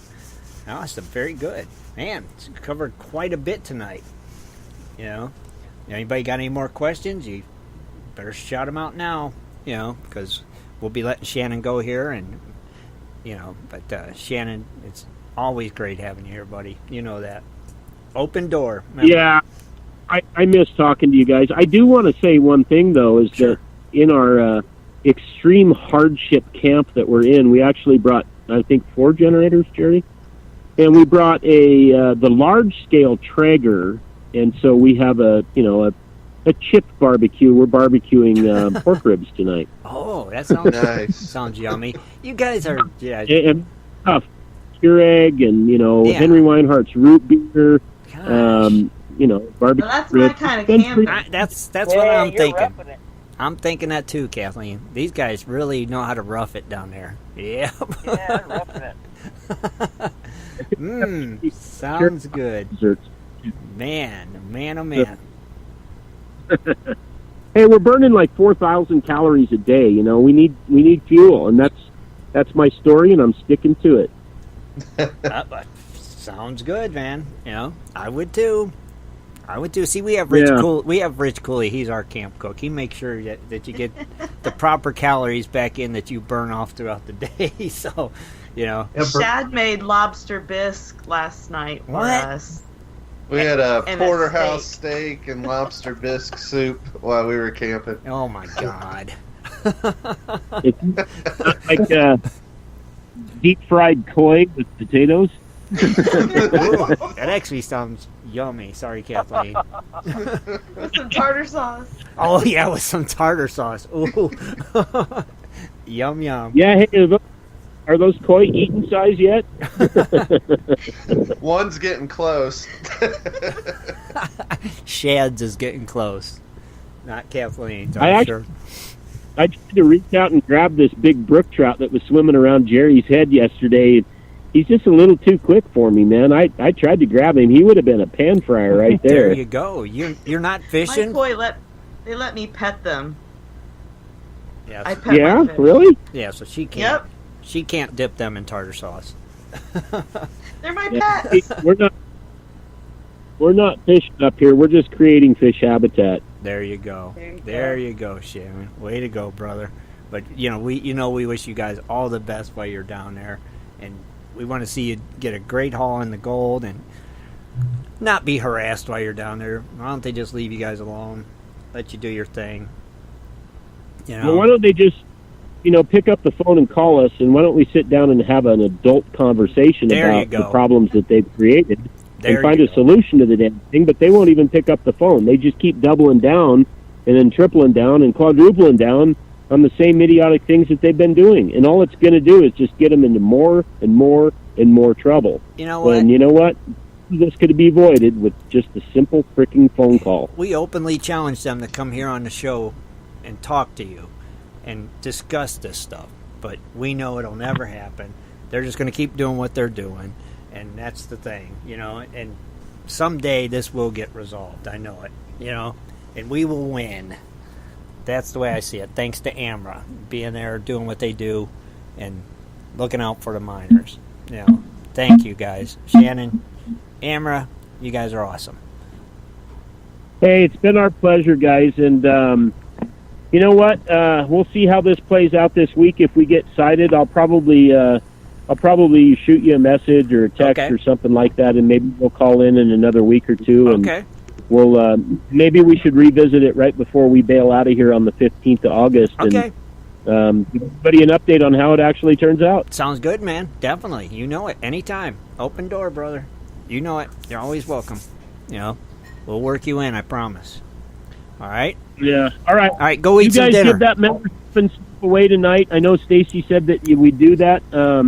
You guys have a good show, and we'll talk to you probably in another week or so, okay? We'll do. Thank you, brother. We'll talk to you soon. Thanks, Shannon. All right, guys. All right. Bye, buddy. All right. Awesome.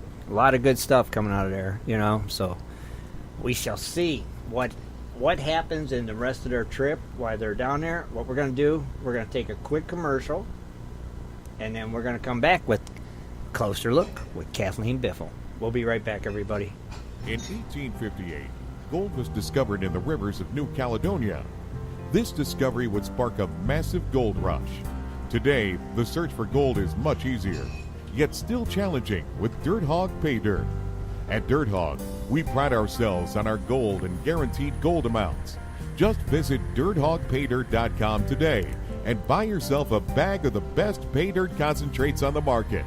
Order with confidence in Canada and North America. dirthogpaydirt.com. The best gold concentrates on the market, period. Also, be sure to check out our Honest Bonus program.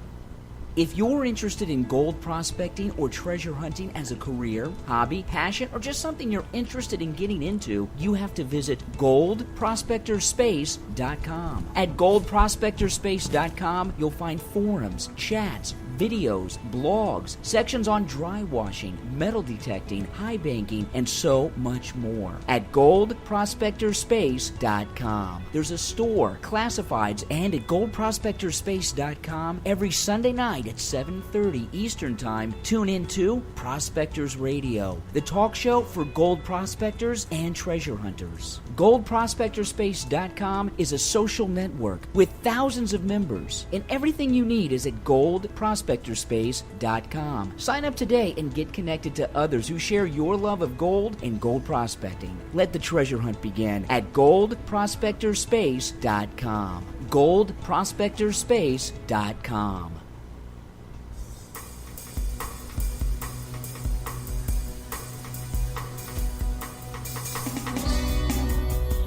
You're listening to Prospectors Radio, bringing you 2 hours of information and commentary on the fascinating world of gold prospecting and treasure hunting.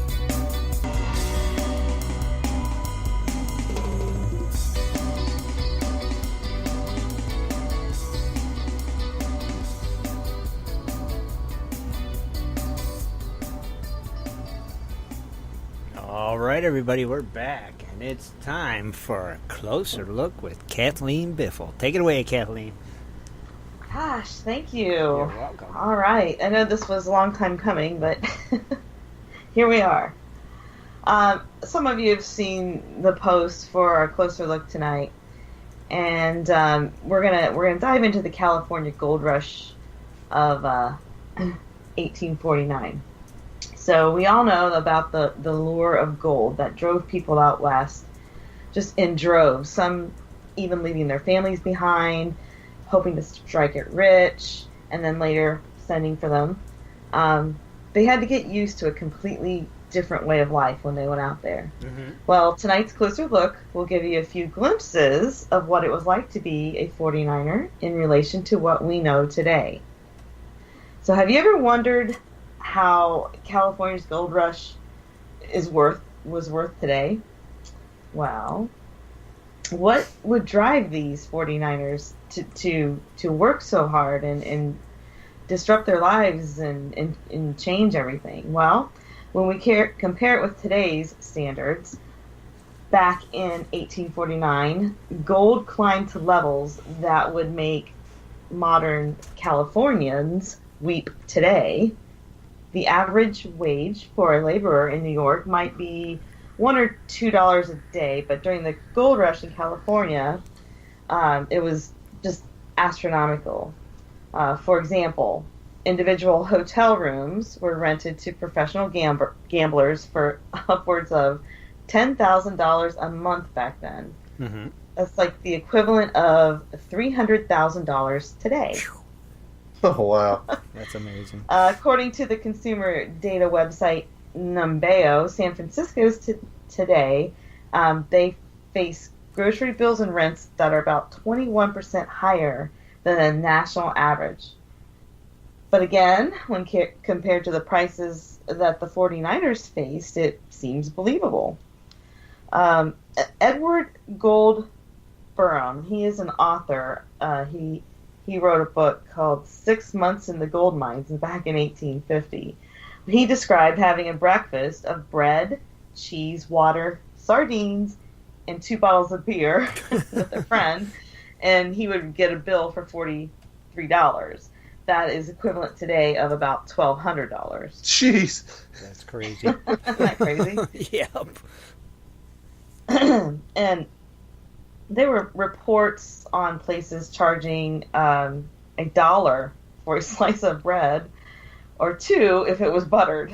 Oh, so my that's God. an equivalent of $56 for us. Wow. For bread.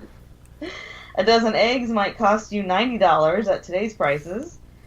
A pickaxe would be the equivalent of $1,500. A pound of coffee is $1,200, and a pair of boots as much as $3,000. Jeez. Wow. Yeah. So that, compared to the prices of today, that's what they were getting charged. Right. You know, some miners did strike it rich in the early days. Those that made the most money were the ones who mined the miners, as we have talked about before. Mm-hmm. Women made $18,000 by baking and selling their pies to the miners. Even people who sold newspapers to the miners, they made good money because the miners were so hungry for news from back east, where they were from. Some of America's best-known business people also began this way. Just to name a few, Philip Armour, I think from the meats, A-R. Oh, the armor? Armor, yeah. Armor, yeah, I think so. Well, he was just 19 when he began selling meat to the 49ers in Placerville, California. Back then, they called it Hangtown. Of course, we all know about Levi Strauss, who was a Jewish immigrant from Germany and saw the need for tough clothing, and that's how we got our blue jeans. Right. And then Henry Wells and William Fargo, they made millions by setting up banking services in San Francisco. Genius. So that's just to name a few. Mm-hmm. But what did the typical miner back then have to go through to make this money? Well, first off, it would take months and a lot of hard work and money just to get out there in California. Throughout 1849, people around the U.S., they would borrow money, mortgage their property. They would spend their entire life savings just to make the journey to California.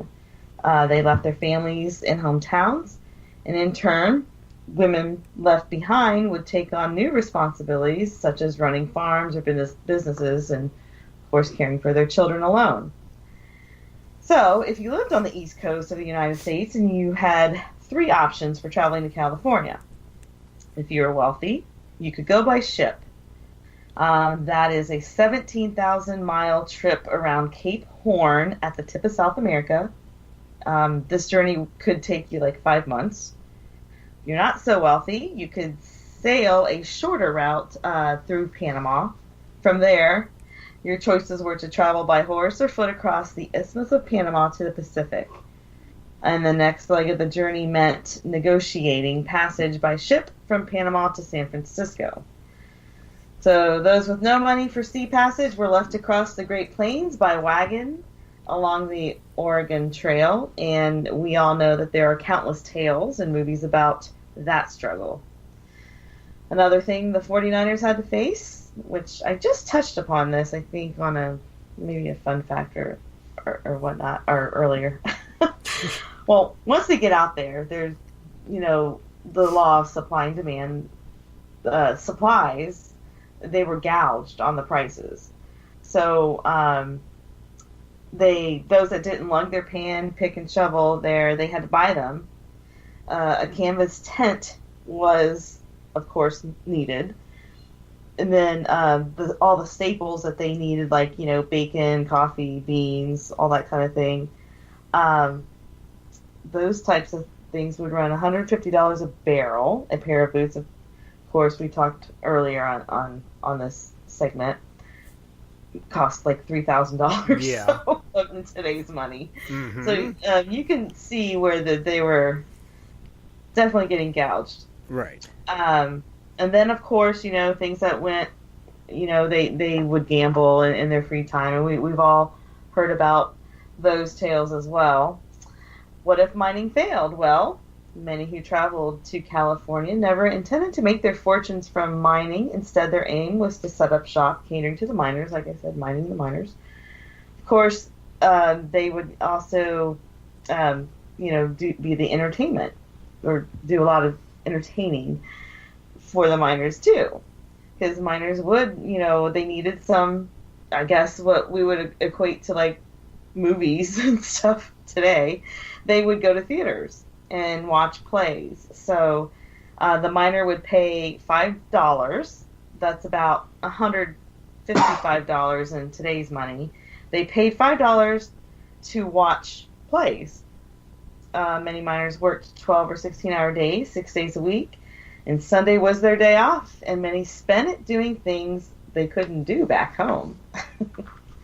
Since there was typically no church on Sunday, in the mornings, there were public auctions, bullfights. Of course, the towns had dance houses and tons of gambling halls and brothels. In the mining towns, a simple plank table and some canvas for shade would make a perfect makeshift gambling saloon. Sometimes they would serve food, and this I didn't understand, and pool or 10-pin bowling. Oh, they would play pool or 10-pin bowling. I just got it. Sorry. Oh, gosh. Well, many miners did write home about, California's unique brand of entertainment, but they would usually tell their people that it was other miners who spent their Sundays doing those things and not them. Mm-hmm. In the 1850s, more than 1,000 theatrical pieces were presented in California, including 22 Shakespeare plays, where scantily clad women, they called them model artists, were another popular attraction. I bet. So, yes. I guess that was an early version of a strip club. California experienced an influx of women in the 1850s. The non-native female population went from 3% in 1850 to nearly 19% in 1860. Many of these women were wives and relatives of the successful miners that were able to bring their families out. But upon the wives' arrival, it brought a lot of end to a rowdier part of the gold rush, which we've heard about. So they had 5 or 6 months till they had to settle down. Yes. Or a year, probably. Oh my God. Until that one miner goes, "No, dear, I haven't found anything. Don't come." I'm sure there was probably some like that. Yeah. Well, I wanted to. I got a question for you. You were talking about the 3 different ways, to get to California back then. You said one was by ship would take 5 months. How long did it take the other 2? Well, the Oregon Trail, as we heard in history, that could take years. That could take 2 years or a year. Oh, wow. Depending on where you left from, I guess. Where you left in the time, because if not, you would have to winter somewhere before you could continue. Right, and you don't want to be stuck in the mountains like the poor Donner family. Right. And that's a lot of that happened then. The other one, it would just depend on how well you were at negotiating the passage. So you really just had to kind of ask, I guess, sailors who were, on shipping routes, hey, can I stow away, that kind of thing, or can I pay you to bring me up there? So I guess, it wouldn't take 5 months, I don't think, because if you sailed around the Cape Horn, that was the one that took 5 months. So I don't know. Yeah, but you're sailing in style. The problem with the other one is you would have to do an overland trip in Panama. Oh, yeah. And then hopefully find a ship that was going there. Mm-hmm. To San Francisco. So there's a lot. You could get stuck for a long time. Yeah. It was just, one of those things that was just uncertain. But, despite what the advertisements of the day, they would lead these guys to believe that there was just gold laying everywhere, with the naked eye. But there's only so much gold that could easily have been found. They say that most of the easily found gold was 1848 and 1849. And that was long before folks who were, traveling on the Oregon Trail and, finding ways to get out west would even get there. So by the time they got there, given that the surface gold accessible by shovel and pan were dwindling, the gold rush effectively ended in 1852. But after that point, prospecting required a more elaborate equipment and operations. As we know, mining has always been difficult. It's dangerous. You had to have a lot of skills. So, moreover, the average daily take for an independent miner working with his pick and shovel had by then sharply decreased from what it had been in 1848. As gold became more difficult to reach, the growing industrialization of mining drove more and more miners from independence into wage labor. Of course, we've heard about the hydraulic mining that happened back in 1853, but it brought enormous profits, but it pretty much just destroyed the landscape back then, because it was just everybody. I mean, that you were motivated to mine because that was your livelihood. I mean, you had to do that. But gold mining continued throughout the 1850s, as we know, and like I said, it reached its peak by 1852. They say $80 million in gold was pulled from the ground. After that year, the total take declined gradually, leveling off to around $45 million per year in 1857. Settlement in California continued, however, and by the end of the decade, the state's population was up to 380,000. Wow. So as we know, the California gold rush would dramatically alter things in California, like the political, social, and the environmental landscape. The California gold rush turned the once rural expanse of California into an area dotted with towns and cities. The gold rush put San Francisco on the map. It also was instrumental in founding and growth of Stockton and Sacramento, the towns. The importance of Sacramento, of course, was validated when it was decided that the first transcontinental railroad, the train line that connected the east to the west, this would have its western terminus in San Francisco. So, the Mexican people who had lived in the region when this area was part of Mexico basically saw their influence eroding as Americans began to populate, and they made up crazy like legislation. Go figure. They would charge foreign miners $20 a $20 fee per month. Though the $20 a month foreign mining fee was repealed, a new $3 a month tax was aimed primarily at the Chinese miners. And one of California Gold Rush's main contributions was, of course, the rapid Americanization of California. The flood of the 49ers was a major factor in California becoming a state in 1850. So there's a lot. I mean, it was built. Yeah. By the gold rush. On gold. Yeah, definitely built on the gold. Yeah, definitely. Very interesting. Yep. And, the gold rush helped basically unite the nation, bring in the West into the rest of the nation because of this. And that's taking a closer look. Awesome. Well, I tell you what, Kathleen, I think if we had to do that today, you could definitely make the trip. You probably have to drag Shad and his tutu up there with you, but I know you could make it. Yeah. Yeah, I don't think I'd go for mining. I think I would sell bread. I'm with you, Shad. I'll bring the butter. Yeah, I was going to say, I'll sell the butter, you sell the bread. Bingo. What a racket that was back then, though. Good God. Oh, man. Isn't that crazy? Yeah, it's beyond crazy. I mean, how do you even come up with these prices? I don't know. That's just nuts. Wow. And to this day, it's still expensive to live out there. Right. Maybe that's why. So if that happened again today, in this day and time, like you said, imagine what they'd charge you for stuff. Yeah, go to Alaska and see what it costs to eat. Yeah. There you go. That's close. There too. That's today. close. Yeah, that's All nuts. supply and demand. Yeah, I guess so. Sure.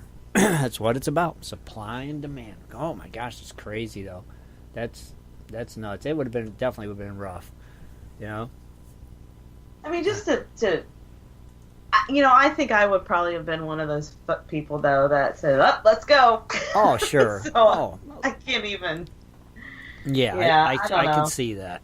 Yeah. But it was more for them back then. I mean, than getting in the truck and driving. It was. Yeah. You had to pack. You had to get your food. buggy hitched to the horses and head on out. Well, you pretty much would be giving up everything back home to make a shot at this without any guarantee. And you got to think, too, the gold rush was over 52. The big hits were in 48 and 49. Mm-hmm. By the time word got out and you made your trip, you're on the tail end of the easy stuff. Yep. Yeah. Wow. That's crazy, though, ain't it? It would have been rough.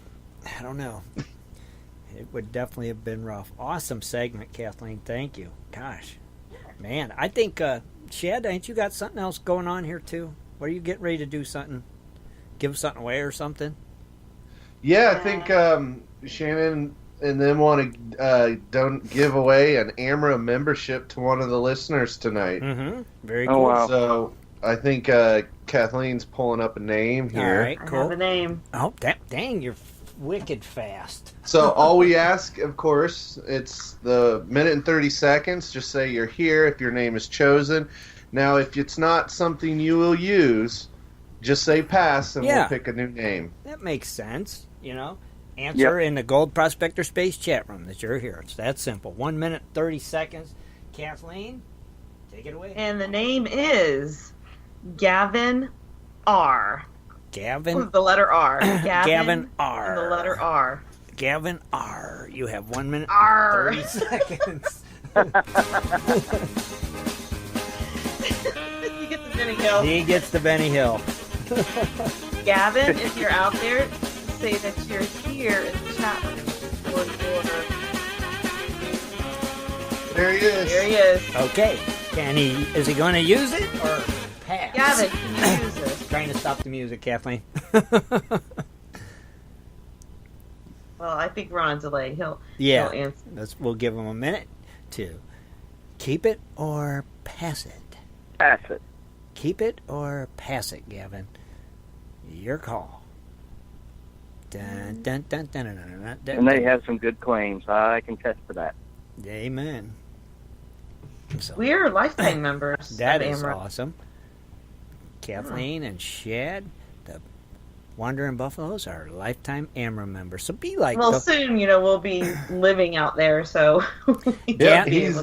He's going to take it. He will take it. Way enough. to go. So I'll side chat him and send it to their office info. Oh, he's in Montana. Oh, well, there you go. He'll definitely use it. Very cool. Enjoy, Gavin. Enjoy that membership. Get out there and get some of that AMRA gold. Go and take it all. Post pictures. Yes, post pictures. Enjoy it. Enjoy those great claims that AMRA provides their members. Very cool. Oh, yeah. Congratulations. Thank you, Gavin, for being a member. Now, we want to remind everybody, don't forget to tune in Tuesday night to Ed and Jess over there on their YouTube channel, their live show every Tuesday night at 8 o'clock. Be sure and check that out. And Sunday night, Kevin Hoagland's going to stop by. He's got some information he wants to share with us, so be sure to tune in for that. And don't forget West Coast Wednesdays right here on Prospector Radio. Every Wednesday at 9 o'clock Eastern Standard Time. We'll be here. Kathleen will be here. She'll be dredging up the news along with Scott Swiftwater Tony, the barbecue boy. He'll be here talking about barbecue and anything else he's got on his mind. And maybe he'll throw in something about mining out west. He might throw in a little something. He's supposed to be our...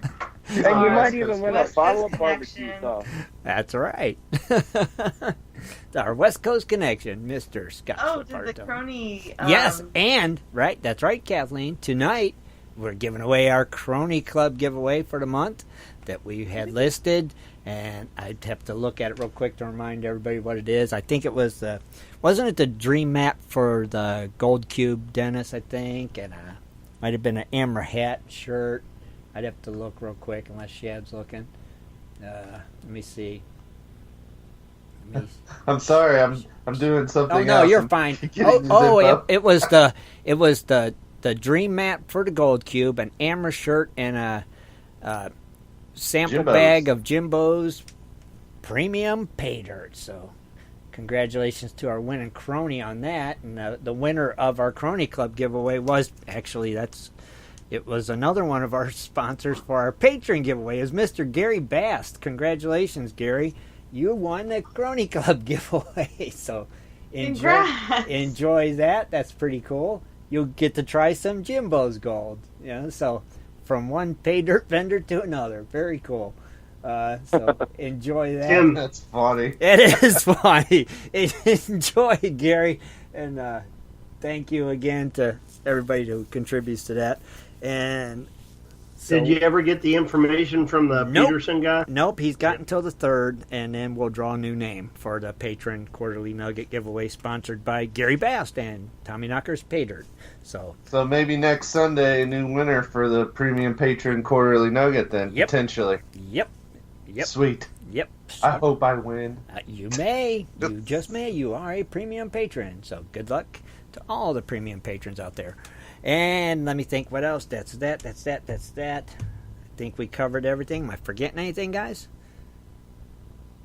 No, I don't think so. That got 3 spots left. 3 spots left for the Crony Club outing. And don't forget, if we can get stuff reserved and paid for. Yeah, get your payments in so we can get that stuff going, guys. All right, cool. Oh, wait.